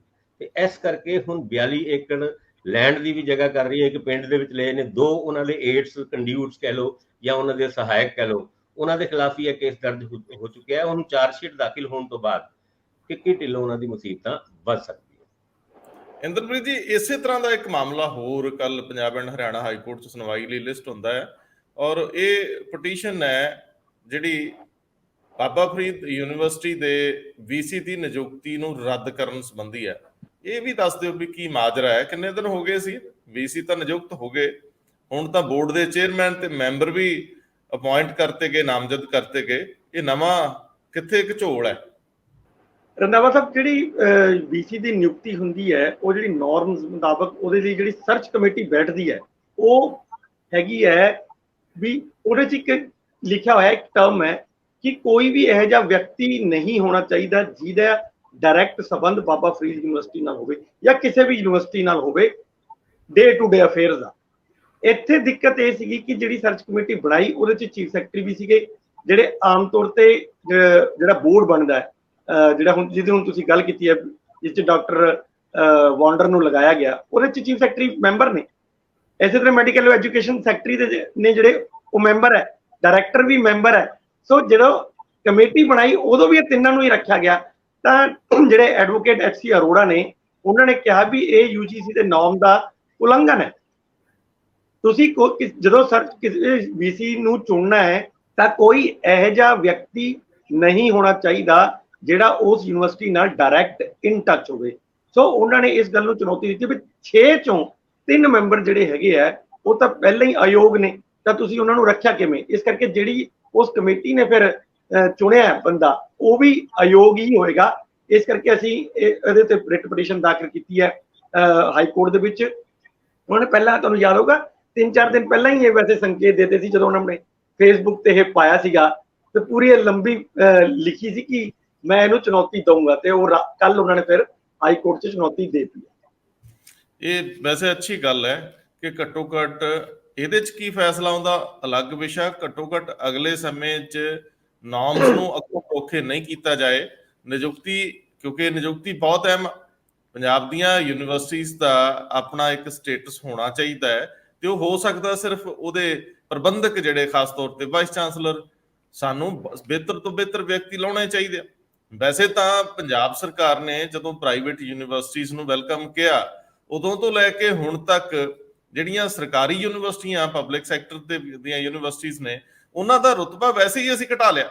ਨਹੀਂ ਤਾਂ ਜਿਹੜੇ ਬੱਚੇ 20-20 ਹਜ਼ਾਰ ਹੁਣ ਉਹਨਾਂ ਯੂਨੀਵਰਸਿਟੀਆਂ 'ਚ ਜਾ ਰਹੇ ਨੇ, ਉਹਨਾਂ 'ਚੋਂ ਘੱਟੋ ਘੱਟ 2-2, 4-4 ਹਜ਼ਾਰ ਤੇ ਇਹਨਾਂ ਯੂਨੀਵਰਸਿਟੀਆਂ 'ਚ ਆਉਣਾ। ਇਹਨਾਂ ਦਾ ਬੜਾ ਵੱਡਾ ਕੱਦ ਸੀ, ਯੂਨੀਵਰਸਿਟੀ 'ਚ ਦਾਖਲਾ ਲੈਣਾ ਬੜਾ ਮੁਸ਼ਕਲ ਹੁੰਦਾ ਸੀ। ਸੋ ਅਸੀਂ ਆਪਣੇ ਮਿਆਰ ਕਾਇਮ ਨਹੀਂ ਰੱਖੇ, ਅਸੀਂ ਨਿੱਜੀਕਰਨ ਨੂੰ ਪੂਰਾ ਉਤਸ਼ਾਹ ਦਿੱਤਾ, ਭਾਵੇਂ ਇਹਦਾ ਫਾਇਦਾ ਹੋਇਆ ਹੋਵੇ, ਪਰ ਐਜੂਕੇਸ਼ਨ ਦਾ ਮਿਆਰ ਇਤਨਾ ਹਰਗਿਜ਼ ਨਹੀਂ ਵਧਿਆ। ਹੁਣ ਚਲੇ ਗਏ ਨੇ ਸਰਦਾਰ ਬੀਰ ਦਵਿੰਦਰ ਸਿੰਘ, ਰੌਲਾ ਪਾਉਂਦੇ ਰਹਿ ਗਏ, ਲੇਕਿਨ ਸ਼ੁਰੂਆਤ ਕਦੀ ਕਰਤੀ, ਫਿਰ ਹੌਲੀ ਹੌਲੀ ਅਸੀਂ ਇਸ ਖੇਤਰ ਦੇ ਵਿੱਚ ਹੜ ਲੈਣ ਦਾ। ਤੇ ਹੁਣ ਜਿਹੜੀਆਂ ਘੱਟੋ ਘੱਟ ਸਾਡੀਆਂ ਆਪਣੀਆਂ ਯੂਨੀਵਰਸਿਟੀਆਂ ਸਟੇਟ ਦੀਆਂ, ਉਹਨਾਂ ਦੇ ਮਿਆਰ ਤਾਂ ਸਮਾਨ ਛੂਹ ਦੇ ਹੋਣੇ ਚਾਹੀਦੇ ਨਾ। ਹੈ ਕਿੰਨੀਆਂ ਕੁੱਲ ਮਿਲਾ ਕੇ 6 ਜਾਂ 7 ਯੂਨੀਵਰਸਿਟੀਜ਼ ਨੇ, ਉਹਨਾਂ ਚੋਂ 3 ਹੀ ਅਹਿਮ ਯੂਨੀਵਰਸਿਟੀਆਂ ਨੇ ਪੁਰਾਣੀਆਂ, Guru Nanak Dev university, Punjabi university Patiala, Punjab university Chandigarh, ਉਹਦੇ ਵਿੱਚ ਐਗਰੀਕਲਚਰ ਯੂਨੀਵਰਸਿਟੀ ਇੱਕ ਨਵਾਂ ਨਾਂ ਸੀ, ਫਿਰ ਟੈਕਨੀਕਲ ਯੂਨੀਵਰਸਿਟੀ ਆਈ, ਫਿਰ ਬਾਬਾ ਫਰੀਦ ਆਈ। ਤੇ ਹੁਣ ਭਾਵੇਂ ਚਲੋ ਅਸੀਂ ਟੈਕਨੀਕਲ ਯੂਨੀਵਰਸਿਟੀ ਨੂੰ ਸਿਆਸੀਕਰਨਾ ਕਰਕੇ 2 ਹਿੱਸਿਆਂ 'ਚ ਵੰਡਤਾ, ਬਾਅਦ ਦੇ ਵਿੱਚ ਅਸੀਂ ਗੜਵਾਸੂ ਜਿਹਦਾ ਨਾਂ ਲੈਣ ਤੋਂ ਮਨਾ ਕਰਤਾ ਵੀ ਇਹ ਤੁਸੀਂ ਗੜਵਾਸੂ ਨਹੀਂ ਹੁਣ ਕਹਿਣਾ, ਉਹ ਯੂਨੀਵਰਸਿਟੀ। ਸੋ ਸਵਾਲ ਇਸ ਗੱਲ ਦਾ ਹੈ ਕਿ ਫਿਰ ਓਪਨ ਯੂਨੀਵਰਸਿਟੀ ਪਟਿਆਲੇ ਲੈਣ ਦੀ ਉਹ ਮਹਾਰਾਜਾ ਭੁਪਿੰਦਰਾ ਸਿੰਘ ਦੇ ਨਾਂ ਤੇ ਬਣਾਓ ਜੀ, ਕਿਉਂ ਨਾ ਗੁਰੂ ਨਾਨਕ ਸਾਹਿਬ ਦੇ ਨਾਂ ਤੇ ਉਹ ਵੀ ਬਣੇ। ਇਹ ਸਾਰੀਆਂ ਗੱਲਾਂ ਤਾਂ ਰੌਲਿਆਂ 'ਚ ਨੇ। ਪਰ ਖੈਰ, ਮੈਂ ਇੰਦਰਪ੍ਰੀਤ ਜੀ ਕਾਲੀ ਦੇ ਵਿੱਚ ਚਾਹੂੰਗਾ, ਹਾਲਾਂਕਿ ਮੈਂ ਆਪ ਤੇ ਕਾਲੀ ਕਰ ਹੀ ਨਹੀਂ ਰਿਹਾ, ਤੁਹਾਨੂੰ ਕਹਿਣ ਲੱਗਿਆ ਮੇਰੇ ਕੋਲ ਹੱਕ ਕੀ ਆ, ਚਲੋ ਜ਼ਰੂਰ ਦੱਸ ਦਿਓ ਕਿ ਇਨਫਰਾਸਟ੍ਰਕਚਰ ਦੇ ਨਾਂ ਤੇ ਆਏ ਪੈਸੇ ਕੇਂਦਰ ਵੱਲੋਂ ਭਲਾ ਆਪਾਂ ਨਹੀਂ ਵਰਤੇ? ਰੰਧਾਵਾ ਸਾਹਿਬ, ਦੇਖੋ ਅੱਜ ਇੱਕ ਰਿਪੋਰਟ ਨਸ਼ਰ ਹੋਈ ਹੈ ਜਿਹੜੀ ਉਹ ਕੇਨਰਾ ਬੈਂਕ ਨੇ ਇੱਕ ਰਿਪੋਰਟ ਤਿਆਰ ਕੀਤੀ ਸੀ। ਆਪਾਂ ਪਹਿਲਾਂ ਵੀ ਇੱਕ ਵਾਰੀ ਡਿਸਕਸ ਕੀਤਾ ਸੀਗਾ ਕਿ ਪੈਸੇ ਉਹਦੇ ਖਰਚ ਨਹੀਂ ਹੈ। ਅੱਜ ਉਹਨਾਂ ਨੇ ਪੂਰੀ ਸਟੇਟ ਵਾਈਜ਼ ਇਹ ਡਾਟਾ ਦਿੱਤਾ ਹੈ ਵੀ ਕਿਹੜੀਆਂ ਸਟੇਟਾਂ ਪੈਸਾ ਨਹੀਂ ਖਰਚ ਕਰ ਪਈਆਂ, ਤੇ ਅਸੀਂ ਪੰਜਾਬ ਵੀ ਉਹਨਾਂ ਚੋਂ ਇੱਕ ਹੈ ਜਿਹਦੇ ਮਤਲਬ ਜਿਹੜਾ ਇਨਫਰਾਸਟ੍ਰਕਚਰ ਲਈ ਪੈਸਾ ਗਵਰਨਮੈਂਟ ਆਫ ਇੰਡੀਆ ਨੇ, ਚਾਹੇ ਉਹ ਹੈਲਥ ਵਾਸਤੇ ਸੀ ਚਾਹੇ ਸੜਕਾਂ ਵਾਸਤੇ ਸੀ, ਕਿਉਂਕਿ ਇਹ ਦੋ ਸੈਕਟਰ ਇਦਾਂ ਦੇ ਨੇ ਜਿਸ 'ਚ ਪ੍ਰਾਈਵੇਟ ਇਨਵੈਸਟਮੈਂਟ ਘਟ ਗਈ ਹੈ। ਤਾਂ ਉਹਨਾਂ ਨੇ ਕਿਹਾ ਵੀ ਇਹਦੇ ਵਿੱਚ ਇਨਵੈਸਟ ਸਟੇਟਾਂ ਨੇ ਕਰਨਾ ਸੀ, ਮਤਲਬ ਜ਼ੋਰ ਜ਼ਿਆਦਾ ਸਟੇਟਾਂ ਨੇ ਲਾਣਾ ਸੀ, ਕਿਉਂਕਿ ਇਹੀ ਕੰਮ ਤਾਂ ਐਗਜ਼ੀਕਿਊਟ ਤਾਂ ਉਹਨਾਂ ਨੇ ਹੀ ਕਰਨਾ ਹੈ। ਸੋ ਮੇਰੇ ਇਹਦੇ ਬਾਰੇ 2-3 ਦਿਨ ਪਹਿਲਾਂ ਹੀ ਇਹ ਜੀ ਮੇਰੇ ਇੱਕ ਡਿਪਾਰਟਮੈਂਟ ਦੇ ਸੈਕਟਰੀ ਨਾਲ ਗੱਲ ਹੋਈ, ਤਾਂ ਉਹਨਾਂ ਨੇ ਕਿਹਾ ਵੀ ਬਹੁਤ ਸਾਰੀਆਂ ਅੜਚਨਾਂ ਹੁੰਦੀਆਂ ਨੇ, ਇਹ ਨਹੀਂ ਹੁੰਦਾ ਕਿ ਤੁਸੀਂ ਪ੍ਰੋਜੈਕਟ ਬਣਾ ਲਿਆ ਤੇ ਨਾਲ ਦੀ ਨਾਲ ਪੂਰਾ ਹੋ ਜਾਊਗਾ। ਸੜਕਾਂ ਦੇ ਮਾਮਲੇ 'ਚ ਵੀ ਇਦਾਂ ਹੀ ਹੈ। ਪ੍ਰਧਾਨ ਮੰਤਰੀ ਗ੍ਰਾਮ ਸੜਕ ਯੋਜਨਾ ਜਿਹੜੀ ਹੈਗੀ ਹੈ ਉਹਦਾ ਤੀਸਰਾ ਚਰਨ ਸ਼ੁਰੂ ਹੋ ਗਿਆ, ਹੁਣ 2 ਪਹਿਲਾਂ ਖਤਮ ਹੋ ਗਿਆ, ਪਰ ਉਹ ਦੋਨਾਂ ਦਾ ਕੰਮ ਹਜੇ ਤੱਕ ਚੱਲ ਰਿਹਾ ਹੈ। ਤੁਸੀਂ ਉੱਥੇ ਤਾਂ ਕਹੋ ਅਗਰ ਉਹਨਾਂ ਦਾ ਡਾਟਾ ਦਿੰਦੇ ਕਿ ਦੇਖੋ ਜਿਹੜਾ ਇੱਕ ਪਹਿਲਾਂ ਖਤਮ ਹੋਏ ਨੂੰ ਵੀ 7 ਸਾਲ ਹੋ ਗਏ, ਤਾਂ ਉਹ ਹਜੇ ਤੱਕ ਅਸੀਂ ਉਹਦੀਆਂ ਸੜਕਾਂ ਬਣਾਈ ਜਾ ਰਹੇ ਹਾਂ। ਇਹ ਤਾਂ ਸਮਝ ਆਉਂਦਾ ਵੀ ਹਾਂ ਸਟੇਟਾਂ ਉੱਥੇ ਯਾਰ ਬਹੁਤ ਹੀ ਲਾਪਰਵਾਹੀ ਨਾਲ ਕੰਮ ਕਰ ਰਹੀਆਂ ਨੇ। ਪਰ ਜਿਹੜਾ ਤੀਜਾ ਜਿਹੜਾ ਚੱਲ ਰਿਹਾ, ਮੈਂ ਉਹਨਾਂ ਨੂੰ ਕਿਹਾ ਵੀ ਆਪਾਂ ਇੱਥੇ ਕਿਉਂ ਨਹੀਂ ਕਰ ਪਾ ਰਹੇ ਸਾਨੂੰ। ਮੈਂ ਅਸਲ 'ਚ ਦਿੱਕਤ ਉਹਦੀ ਸੀਗੀ ਕਿ ਬਈ RDF ਸਾਡਾ ਬੰਦ ਹੋ ਗਿਆ, ਤਾਂ ਅਸੀਂ ਹੁਣ RDF ਰਾਹੀਂ ਜਿਹੜੀਆਂ ਸੜਕਾਂ ਬਣਾਉਂਦੇ ਸੀ ਉਹ ਤਾਂ ਸਾਡਾ ਕੰਮ ਰੁਕ ਗਿਆ, ਤੇ ਹੁਣ ਉਹ ਕਹਿੰਦੇ ਵੀ ਸਾਡੇ ਕੋਲ B ਪਲਾਨ ਹੈਗਾ ਪ੍ਰਧਾਨ ਮੰਤਰੀ ਸੜਕ ਗ੍ਰਾਮ ਯੋਜਨਾ ਜਿਹੜੀ ਹੈਗੀ ਹੈ, ਅਸੀਂ ਉਸ ਤੇ ਫੋਕਸ ਕਰ ਰਹੇ ਹਾਂ। ਪਰ ਉਹਦੇ 'ਚ ਰੰਧਾਵਾ ਸਾਹਿਬ ਇੰਨੀਆਂ ਜ਼ਿਆਦਾ ਅੜਚਨਾਂ ਨੇ ਕਿ ਤੁਸੀਂ ਪਹਿਲਾਂ ਤਾਂ ਉਹ ਅੜਚਨਾਂ ਦੂਰ ਕਰਦੇ ਕਰਦੇ ਹੀ 6 ਮਹੀਨੇ ਲਗਾ ਦਿੰਦੇ ਹੋ। ਜਿਵੇਂ ਸਭ ਤੋਂ ਪਹਿਲਾਂ ਉਹਦੇ 'ਚ ਇਹ ਹੈ ਵੀ ਸਭ ਤੋਂ ਜ਼ਿਆਦਾ ਪੁਆਇੰਟਸ ਕਿਹਨੂੰ ਮਿਲਣਗੇ? ਸਭ ਤੋਂ ਜ਼ਿਆਦਾ ਪੁਆਇੰਟਸ ਮਿਲਣੇ ਹੈ ਉਸ ਪਿੰਡ ਨੂੰ ਵਾਲੀ ਸੜਕ ਨੂੰ ਜਿਹਦੇ ਕੋਲੇ ਮੰਡੀ ਹੈਗੀ ਹੈ ਅੰਦਰ, ਯਾਨੀ ਜੇ ਮੰਡੀ ਨਹੀਂ ਤਾਂ ਫਿਰ ਤੁਹਾਨੂੰ ਪੁਆਇੰਟ ਤੁਹਾਡੇ ਬਹੁਤ ਥੱਲੇ ਚਲੇ ਜਾਣਗੇ। ਦੂਜਾ ਹੈਗਾ ਸਕੂਲ, ਤੀਜਾ ਹੈਗਾ ਹਸਪੀਟਲ, ਚੌਥਾ ਹੈਗਾ ਪਸ਼ੂ ਦੀ ਡਿਸਪੈਂਸਰੀ। ਇਸ ਤਰ੍ਹਾਂ ਦੇ 5-6 ਚੀਜ਼ਾਂ ਨੇ ਜਿਹੜੀਆਂ ਅਗਰ ਉਹ ਹੈਗੀਆਂ ਨੇ ਤਾਂ ਤੁਹਾਡੀਆਂ ਉਹ ਸੜਕਾਂ ਬਣਨ ਦੇ ਕਾਮਯਾਬ ਹੋਣਗੀਆਂ। ਹੁਣ ਸਪੋਜ਼ ਕਰੋ ਕਿ ਇਹਦੇ ਵਿੱਚ 1200 ਕਰੋੜ ਦਾ ਪ੍ਰੋਜੈਕਟ ਮੈਨੂੰ ਯਾਦ ਹੈ ਅਪ੍ਰੈਲ ਮਹੀਨੇ ਦੇ ਵਿੱਚ ਭੇਜਿਆ ਹੋਇਆ ਪੰਜਾਬ ਸਰਕਾਰ ਨੇ। ਅੱਜ ਅਸੀਂ ਜੁਲਾਈ ਦੇ ਵਿੱਚ ਖੜੇ ਹਾਂ, ਜੁਲਾਈ ਮਿਡ ਬੀਤ ਚੁੱਕਿਆ, ਅਜੇ ਤੱਕ ਉਹ ਮੀਟਿੰਗ ਨਹੀਂ ਹੋਈ ਜਿਸ 'ਚ ਫਾਈਨਲ ਹੋਣਾ। ਜੁਲਾਈ ਤੋਂ ਮਾਨਸੂਨ ਸੀਜ਼ਨ ਸ਼ੁਰੂ ਹੋ ਗਿਆ ਤੇ ਸਤੰਬਰ ਤੱਕ ਇਹ ਐਂਡ ਤੱਕ ਚੱਲਣਾ ਹੈ, ਯਾਨੀ ਕਿ 30 ਸਤੰਬਰ ਤੱਕ ਨਾ ਸਾਨੂੰ ਰੇਤਾ ਬਜਰੀ ਮਿਲਣੀ ਹੈ ਕਿਉਂਕਿ ਮਾਈਨਿੰਗ ਬੰਦ ਹੋ ਜਾਣੀ ਹੈ। ਸੋ ਜੇ ਅੱਜ ਇਹ ਸੜਕਾਂ ਨੂੰ ਅਪਰੂਵ ਵੀ ਹੋ ਜਾਏ ਤਾਂ ਟੈਂਡਰ ਲਗਾਉਂਦੇ ਹੋਏ ਸਾਰਾ ਸਮਾਨ ਇਕੱਠਾ ਕਰਦੇ ਹੋਏ 30 ਸਤੰਬਰ ਤਾਂ ਸਾਡੇ ਕੋਲ ਵੈਸੇ ਹੀ ਖਤਮ ਹੋ ਗਿਆ। ਤਾਂ ਯਾਨੀ ਕਿ ਅਸੀਂ ਪਹਿਲੇ 6 ਮਹੀਨੇ ਜਿਹੜੇ ਨੇ ਉਹ ਤਾਂ ਗਵਾਤੇ। ਹੁਣ ਅਗਲੇ 6 ਮਹੀਨਿਆਂ 'ਚ ਕੀ ਉਹ ਸਾਲ ਭਰ ਦਾ ਕੰਮ ਹੋਏਗਾ? ਇਹ ਤੇ ਡਾਊਟ ਹਮੇਸ਼ਾ ਹੀ ਰਹਿੰਦੇ ਨੇ। ਸੋ ਮੈਨੂੰ ਇਹ ਲੱਗਦਾ ਕਿ ਬਹੁਤ ਸਾਰੀਆਂ ਜਿਹੜੀਆਂ ਚੀਜ਼ਾਂ ਨੇ ਉਹ ਕੁਝ ਰਾਈਟਸ ਜਿਹੜੇ ਹੈਗੇ ਸਟੇਟਾਂ ਦੇ ਉੱਤੇ ਛੱਡ ਦੇਣੇ ਚਾਹੀਦੇ ਨੇ ਵੀ ਅਸੀਂ ਤੁਹਾਨੂੰ ਸਪੋਜ਼ ਕਰੋ 1200 ਕਰੋੜ ਰੁਪਏ ਦੇਣਾ ਇਸ ਯੋਜਨਾ 'ਚ, ਤੁਸੀਂ ਆਪਣੀ ਤੈਅ ਕਰ ਲਓ ਤੁਹਾਡੀ ਪ੍ਰਾਇੋਰਟੀ ਕੀ ਹੈ, ਨਾ ਕਿ ਸੈਂਟਰ ਗਵਰਨਮੈਂਟ ਤੈਅ ਕਰੇ ਵੀ ਉਹਨਾਂ ਦੀ ਪ੍ਰਾਇੋਰਟੀ ਕੀ ਹੈ। ਸੋ ਮੈਨੂੰ ਲੱਗਦਾ ਵੀ ਇੱਥੇ ਬਹੁਤ ਜਿਹੜਾ ਆਪਾਂ ਬਾਰ-ਬਾਰ ਰਿਲੇਸ਼ਨਸ ਦੀ ਗੱਲ ਕਰਦੇ ਸੈਂਟਰ ਤੇ ਸਟੇਟਸ ਦੀ, ਉਹ ਜਿਹੜਾ ਆਪਣੇ ਕੋਲ ਰੱਖਣੀ ਹੈ ਨਾ ਪਾਵਰ, ਇਹ ਬੜੀ ਵੱਡੀ ਦਿੱਕਤ ਹੈ। ਬਹੁਤ ਵਾਰੀ ਇਹ ਇਸ਼ੂ ਉੱਠੇ ਨੇ, ਪਹਿਲਾਂ ਯੋਜਨਾ ਕਮਿਸ਼ਨ ਜਦੋਂ ਹੁੰਦਾ ਸੀਗਾ ਉਦੋਂ ਵੀ ਇਹ ਇਸ਼ੂ ਉੱਠਦੇ ਹੁੰਦੇ ਸੀ। ਪ੍ਰਧਾਨ ਮੰਤਰੀ ਜਦੋਂ ਮੋਦੀ ਸੀਗੇ ਉਸ ਤੋਂ ਜਦੋਂ ਉਹ ਮੁੱਖ ਮੰਤਰੀ ਸੀ ਉਦੋਂ ਬਹੁਤ ਇਹ ਗੱਲਾਂ ਕਰਦੇ ਹੁੰਦੇ ਸੀ ਕਿ ਇਹ ਸਟੇਟਾਂ ਕੋਲੇ ਰਾਈਟ ਹੋਣੇ ਚਾਹੀਦੇ ਨੇ ਵੀ ਉਹ ਜਿੱਥੇ ਮਰਜ਼ੀ ਪੈਸਾ ਜਿਵੇਂ ਮਰਜ਼ੀ ਖਰਚ ਕਰਨ। ਪਰ ਜਦੋਂ ਪ੍ਰਧਾਨ ਮੰਤਰੀ ਬਣ ਗਏ ਤਾਂ ਸਾਰੇ ਰਾਈਟ ਹੁਣ ਆਪਣੇ ਕੋਲੇ ਲਈ ਜਾ ਰਹੇ ਨੇ। ਸੋ ਜਦੋਂ ਬੰਦਾ ਜਿਸ ਪੋਸਟ ਤੇ ਪਹੁੰਚ ਜਾਂਦਾ ਫਿਰ ਉਹ ਭੁੱਲੀ ਜਾਂਦਾ ਕਿ ਉਹਨੇ ਉਹ ਪਿੱਛੇ ਕੀ ਕਹਿ ਕੇ ਆਇਆ। ਇਹਦੇ ਉੱਤੇ ਵੀ ਕਈ ਤਰ੍ਹਾਂ ਦੀ ਰਾਜਨੀਤੀ ਹੋ ਰਹੀ ਹੈ। ਬਾਕੀ ਹੈਲਥ ਦਾ ਤਾਂ ਆਪਾਂ ਪਹਿਲਾਂ ਕਈ ਵਾਰ ਡਿਸਕਸ ਕਰ ਚੁੱਕਿਆ ਕਿ ਉੱਥੇ ਤਾਂ ਫੋਟੋਆਂ ਲਗਾਉਣ ਦੀ ਉਹ ਲੜਾਈ ਹੈ ਵੀ ਫੋਟੋ ਭਗਵੰਤ ਮਾਨ ਦੀ ਲੱਗੀ ਹੋਣੀ ਚਾਹੀਦੀ ਹੈ ਕਿ ਮੁੱਖ ਮੰਤਰੀ ਦੀ ਲੱਗੀ ਹੋਣੀ ਚਾਹੀਦੀ ਹੈ, ਪ੍ਰਧਾਨ ਮੰਤਰੀ ਦੀ ਲੱਗੀ ਹੋਣੀ ਚਾਹੀਦੀ ਹੈ। ਸੋ ਇਸ ਤਰ੍ਹਾਂ ਦੀ ਲੜਾਈਆਂ 'ਚ ਪੈ ਕੇ ਜਦੋਂ ਪਏ ਹੁੰਦੇ ਆ ਤਾਂ ਫਿਰ ਇਸ ਤਰ੍ਹਾਂ ਦੇ ਜਿਹੜੇ ਪ੍ਰੋਜੈਕਟ ਨੇ ਉਹ ਡਿਲੇ ਹੁੰਦੇ ਹੀ ਚਲੇ ਜਾਂਦੇ। ਤੁਸੀਂ ਪਹਿਲੀ ਨਜ਼ਰੇ ਤਾਂ ਇੱਕ ਤਰ੍ਹਾਂ ਨਾਲ ਸਟੇਟ ਗਵਰਨਮੈਂਟ ਨੂੰ ਕਲੀਨ ਚਿੱਟ ਦੇ ਰਹੇ ਹੋ ਵੀ ਇਹ ਜਿਹੜੀਆਂ ਅੜਚਣਾਂ ਇਹ ਟੁੱਚਰ ਕੇਂਦਰ ਡਾਉਂਦਾ ਉਹਦੇ ਕਰਕੇ ਸਾਡੇ ਸਮੇਂ ਸਿਰ ਪੈਸੇ ਲੱਗਣੇ ਅਸੰਭਵ ਹੁੰਦੇ। ਮੈਂ ਇਹਦੇ 'ਚ ਇੱਕ ਚੀਜ਼ ਸ਼ਾਮਲ ਕਰੂੰਗਾ, ਤੁਸੀਂ ਕਹਿੰਦੇ ਹੋ ਵੀ 1200 ਕਰੋੜ ਦਿੱਤਾ ਤੇ ਹੁਣ ਇਹ ਆਪੇ ਖਰਚ ਲੈਣ। ਯਾਦ ਹੈ ਤੁਹਾਨੂੰ ਜਦੋਂ ਮਾਝਾ ਬ੍ਰਿਗੇਡ ਕੈਪਟਨ ਅਮਰਿੰਦਰ ਸਿੰਘ ਦੇ ਸਾਹਮਣੇ ਖਲੋ ਗਈ ਸੀ ਤੇ ਮੁੱਦਾ ਉਹਨਾਂ ਨੇ ਰੱਖ ਲਿਆ, ਆਖੇ ਜੀ ਮਾਝੇ ਦਾ ਇੱਕ ਮੰਤਰੀ ਉਦੋਂ ਦੇ ਉਹਨਾਂ ਦੇ ਪ੍ਰਮੁੱਖ ਪ੍ਰਿੰਸੀਪਲ ਸਕੱਤਰ ਸੁਰੇਸ਼ ਕੁਮਾਰ ਦੇ ਆਹਮਣੇ ਸਾਹਮਣੇ ਹੋ ਗਿਆ ਵੀ ਜਿਹੜੇ MLAs ਨੂੰ 5-5 10-10 ਕਰੋੜ ਦਾ ਕੋਟਾ ਦਿੱਤਾ ਵੀ ਇਹਨਾਂ ਨੂੰ ਦੇ ਦਿਓ। ਉਹ ਕਹਿੰਦਾ ਮੈਨੂੰ ਤਾਂ 10 ਕਰੋੜ ਹੋਰ ਅਲਾਟ ਕਰੋ। ਉਹ ਕਹਿੰਦੇ ਮੈਂ ਥੋੜੀ, ਤੁਸੀਂ ਕੈਪਟਨ ਸਾਹਿਬ ਨੂੰ ਕਹੋ ਜੇ ਫੈਸਲਾ ਸਾਰਿਆਂ ਨੇ ਕੀਤਾ ਵੀ 5 ਕਰੋੜ ਦੇਣਾ ਇੱਕ ਵਿਧਾਇਕ ਨੂੰ ਜਾਂ ਇੱਕ ਹਲਕੇ ਨੂੰ, ਤਾਂ ਤੁਹਾਨੂੰ ਵੀ 5 ਹੀ ਮਿਲੂ। ਕਹਿੰਦੇ ਨਹੀਂ, ਸਾਨੂੰ ਵੱਧ ਦਿਓ, ਮਤਲਬ ਜਿੱਤ ਕੇ ਆਉਣਾ ਸੀ, ਮੈਂ ਹਲਕੇ 'ਚ 65 ਬਣਾਉਣੀ ਆ। ਉੱਥੋਂ ਰੌਲਾ ਪਿਆ, ਆਖੇ ਜੀ ਇਹ ਸੁਰੇਸ਼ ਕੁਮਾਰ ਜੀ ਨੂੰ ਲਾਂਭੇ ਕਰੋ। ਇਹ ਰੌਲੇ ਤੁਹਾਨੂੰ ਪਤਾ ਵੀ ਜੇ ਪੰਜਾਬ ਸਰਕਾਰ ਕੋਲ ਪੈਸੇ ਹੋਣਗੇ, ਲੜਾਈਆਂ ਵਧਣਗੀਆਂ, ਗਰੁੱਪ ਵਧਣਗੇ, ਖੋਆ ਮਾਈ ਹੋਊਗੀ। ਮੈਂ ਆਪਣਾ ਸਰਪੰਚ ਅਬਲਾਈਜ਼ ਕਰਨਾ, ਕਿਸੇ ਕੋਲ 20 ਵੋਟਾਂ ਵੱਧ ਹੈ, ਉਹਦੇ ਏਰੀਏ ਨੂੰ ਸੜਕ ਪਹਿਲਾਂ ਬਣਾਓ, ਠੀਕ ਹੈ ਜੀ। ਕੋਈ ਸਾਡਾ ਰਿਸ਼ਤੇਦਾਰ ਹੈ, ਪਹਿਲਾਂ ਉਹਦੀ ਬਣਾਓ। ਕੋਈ ਨਾਮਸ ਥੋੜੀ ਦੇਖੇ ਜਾਂਦੇ ਆ। ਫਿਰ ਤਾਂ ਬਾਦਲ ਸਾਹਿਬ ਜਿੱਦਾਂ ਸੰਗਤ ਦਰਸ਼ਨਾਂ 'ਚ ਬਹਿ ਕੇ ਇੱਕ ਪਿੰਡ ਨੂੰ 2 ਕਰੋੜ ਵੀ ਲੰਬੀ 'ਚ ਦੇ ਦਿੰਦੇ ਸੀ, ਤੇ ਇੱਧਰ ਸਾਡੇ ਵਾਲੇ ਪਿੰਡ ਕਿਸੇ ਨੂੰ 2 ਲੱਖ ਵੀ ਕਦੇ ਨਹੀਂ ਮਿਲਿਆ। ਸੋ ਇਹ ਜਿਹੜੀਆਂ ਮੁੜ ਕੇ ਤੁਹਾਡੀਆਂ ਡਿਸਕ੍ਰਿਸ਼ਨਸ ਹੁੰਦੀਆਂ ਨੇ, ਤੁਹਾਡੀਆਂ ਉਹ ਤਾਕਤਾਂ ਜਿਨ੍ਹਾਂ ਦੇ ਵਿੱਚ ਤੁਸੀਂ ਬਾਦਸ਼ਾਹ ਹੋ ਜਾਂਦੇ, ਖਰਾਤ ਦਿੰਦੇ ਹੋ, ਪੈਸਾ ਉਦਾਂ ਦਾ ਹੋ ਜੋ, ਨਾਮਸ ਰਹਿਣੇ ਚਾਹੀਦੇ ਆ। ਪਰ ਹਾਂ, ਉਹਦੇ ਵਿੱਚ ਢਿੱਲ ਜ਼ਰੂਰ ਦਿਓ, ਜਾਂ ਉਹਦੇ ਵਿੱਚ ਸਮਾਂ ਸੀਮਾ ਤੈਅ ਕਰ ਦਿਓ ਕਿ 5 ਦਿਨ 'ਚ ਫਾਈਲ ਨਿਕਲਣੀ ਚਾਹੀਦੀ ਹੈ, 10 ਦਿਨ 'ਚ ਨਿਕਲਣੀ ਚਾਹੀਦੀ ਹੈ। ਸਮਾਂ ਰਹਿੰਦਿਆਂ ਕੰਮ ਹੋਣ ਦੀ ਪ੍ਰਵਾਨਗੀ ਦੇਣੀ ਚਾਹੀਦੀ ਆ। ਵੈਸੇ ਕਿਸੇ ਨੂੰ ਬੁਰਾ ਲੱਗਿਆ ਹੋਵੇ, ਮਾਫੀ ਚਾਹੁੰਦਾ, ਸਾਨੂੰ ਕੀ ਪਤਾ ਅੰਦਰ ਤੁਸੀਂ ਕੀ ਕਰਦੇ ਹੋ, ਕਿਹੜੇ ਹਿਸਾਬ ਨਾਲ ਦਾਲ ਵੰਡਦੇ ਹੋ। ਭਾਸਕਰ ਸਾਹਿਬ, ਦਾਲ ਤਾਂ ਵੰਡੀ ਜਾ ਰਹੀ ਸੀ ਪਟਿਆਲੇ ਏਰੀਏ 'ਚ, ਕੈਪਟਨ ਸਾਹਿਬ ਦੀ ਪੁੱਤਰੀ, ਜਿਨ੍ਹਾਂ ਦੇ ਰਾਜ ਵਿੱਚ ਇੰਜ ਨਹੀਂ ਸੀ ਲੱਗਦਾ ਵੀ ਇਹਨਾਂ ਬਿਨਾਂ ਕੋਈ ਦੂਜਾ ਵੀ ਕੁਸਕ ਸਕਦਾ। ਇਹ ਬੀਬਾ ਜੈ ਇੰਦਰ ਕੌਰ ਦੇ ਨਾਲ ਖਹਿ ਪਏ ਮੰਤਰੀ ਸਾਹਿਬ, ਜਿਨ੍ਹਾਂ ਨੇ ਇੱਕ ਵਾਰੀ VC ਲੰਮਾ ਪਾ ਲਿਆ, ਜਿਹੜਾ ਹੁਣ ਤੱਕ ਨਹੀਂ ਮੁੱਕਿਆ ਪੰਗਾ, ਉਹੀ ਜੋੜਾ ਮਾਜਰਾ। ਤੇ ਜੋੜਾ ਮਾਜਰਾ ਸਾਹਿਬ ਨੇ ਵੀ ਟੰਗੇ ਹੋਏ ਸੀ, ਪਹੁੰਚੇ, ਤੇ ਬੀਬੀ ਜੀ ਕਹਿੰਦੇ ਸੀ ਵੀ ਮੈਂ ਵੀ ਤਾਂ ਫਿਰ ਘੱਟ ਨਹੀਂ ਆ, ਵੱਡੇ ਪਰਿਵਾਰ ਚੋਂ ਆ, ਤੇ ਦੋਨੇ ਬੰਨੇ ਰੌਲਾ ਪਿਆ। ਫਿਰ ਬੀਬੀ ਜੀ ਨੇ ਚੱਕੇ ਹੋਏ ਸੀ, ਉਹ ਮੇਰੇ ਖਿਆਲ ਦਰਜਨ ਹੁੰਦੀਆਂ ਬੋਤਲਾਂ ਪਾਣੀ ਦੀਆਂ, ਭਾਰੀਆਂ ਬਹੁਤ ਹੁੰਦੀਆਂ, ਇੱਕ ਅੱਧੀ ਵਾਰੀ ਮੈਂ ਵੀ ਚੁੱਕੀ ਆ। ਸੋ ਮੈਨੂੰ ਉਹ ਸਾਰਾ ਮਾਜਰਾ ਦੱਸਿਓ, ਸਾਡੇ ਪੋਲੀਟੀਕਲ ਲੋਕਾਂ ਨੂੰ ਹੋ ਕੀ ਗਿਆ, ਇਹਨੇ ਨੀਵੇਂ ਪੱਧਰ ਦੀ ਫੋਟੋ ਤੱਕ ਆ ਗਿਆ, ਕੀ ਕਰੀਏ ਇਹਨਾਂ ਦਾ? ਰੰਧਾਵਾ ਜੀ, ਇਹ ਮੌਕੇ ਹੁੰਦੇ ਨੇ ਲੋਕਾਂ ਦੇ ਵਿੱਚ ਜਾਣ ਦੇ, ਔਰ ਏਦਾਂ ਦੇ ਮੌਕੇ ਪੰਜਾਬ ਦੇ ਵਿੱਚ 2 ਸਾਲ ਬਾਅਦ ਤਕਰੀਬਨ ਮਿਲ ਹੀ ਜਾਂਦੇ ਹੁੰਦੇ ਨੇ, ਕਿਉਂਕਿ ਹੜ੍ਹ ਆਉਂਦੇ ਨੇ, ਕਦੀ ਕਿਹੜੇ ਪਿੰਡ 'ਚ, ਕਦੀ ਕਿੱਥੇ। ਹੁਣ ਇਸ ਮੌਕੇ ਨੂੰ ਕੋਈ ਵੀ ਸਿਆਸਤਦਾਨ ਖੋਣਾ ਨਹੀਂ ਚਾਹੁੰਦਾ। ਹੁਣ ਗੱਲ ਪਟਿਆਲੇ ਤੋਂ ਸ਼ੁਰੂ ਕਰਦੇ ਹਾਂ, ਔਰ ਜਾਵਾਂਗੇ ਬਹੁਤ ਸਾਰੀ ਜਗ੍ਹਾ ਜਿੱਥੇ ਜਿੱਥੇ ਹੜ੍ਹ ਆਇਆ। ਹੁਣ ਪਟਿਆਲੇ ਦੇ ਵਿੱਚ ਜੈ ਇੰਦਰ ਕੌਰ, ਜਿਹੜੀ ਪਟਿਆਲੇ ਤੋਂ ਇਲੈਕਸ਼ਨ ਲੜਨ ਦੀ ਸੰਭਾਵਨਾ ਹੈਗੀ ਹੈ ਕਿ ਐਤਕੀ ਕੈਪਟਨ ਅਮਰਿੰਦਰ ਸਿੰਘ ਜਾਂ ਉਹਨਾਂ ਦੀ ਪਤਨੀ ਨਹੀਂ, ਜੈ ਇੰਦਰ ਕੌਰ ਉਹਨਾਂ ਇਲੈਕਸ਼ਨ ਲੜਨਗੇ। ਸੱਸੀ ਪਿੰਡ ਦੀ ਗੱਲ ਹੈਗੀ ਹੈ। ਉਹ ਟਰੈਕਟਰ ਇੱਕ ਜਾ ਰਿਹਾ ਹੁੰਦਾ, ਜਿਹਦੇ ਵਿੱਚ ਜਿਹੜੀ ਬੋਟਸ ਕਹਿੰਦੇ ਆ, ਨਾਓ ਕਹਿੰਦੇ ਆ, ਉਹ ਲੱਦੀਆਂ ਹੁੰਦੀਆਂ, ਤੇ ਇਹ ਟਰੈਕਟਰ ਤੇ ਚੜ ਜਾਂਦੀ ਹੈ ਜੈ ਇੰਦਰ ਕੌਰ, ਔਰ ਕਹਿੰਦੇ ਵੀ ਇਹ ਟਰੈਕਟਰ ਮੋੜੋ ਸੱਸੀ ਪਿੰਡ ਵੱਲ। ਉੱਥੇ ਕਿਸੇ ਵੀ ਤਰੀਕੇ ਦੀ ਕੋਈ ਰਾਹਤ ਨਹੀਂ ਮਿਲੀ। ਔਰ ਜੋੜਾ ਮਾਜਰਾ ਵੀ ਉੱਥੇ ਹੁੰਦੇ ਨੇ, ਕਿਉਂਕਿ ਉਹ ਵੀ ਪੂਰਾ ਇਸ ਟਾਈਮ ਅੱਧੇ ਕੁ ਡੁੱਬੇ ਹੋਏ ਨੇ ਫਲੱਡ ਦੇ ਵਿੱਚ, ਕਾਰਨ ਮਦਦ ਕਰਨ ਵਾਸਤੇ। ਉਹ ਕਹਿੰਦੇ ਨਹੀਂ, ਇਹ ਤੇ ਹੁਣ ਦੂਜੇ ਪਿੰਡ ਜਾਣਗੀਆਂ। ਉਹ ਕਹਿੰਦੇ ਸੱਸੀ ਪਿੰਡ ਤੇ ਆਪਾਂ ਬਹੁਤ ਮਾਲ ਪਹੁੰਚਾਤਾ, ਮੈਂ ਖੁਦ ਪਹੁੰਚਾ ਕੇ ਆਇਆ। ਉਹ ਕਹਿੰਦੇ ਨਹੀਂ, ਉੱਥੇ ਤੇ ਕੁਝ ਵੀ ਨਹੀਂ ਪਹੁੰਚਿਆ।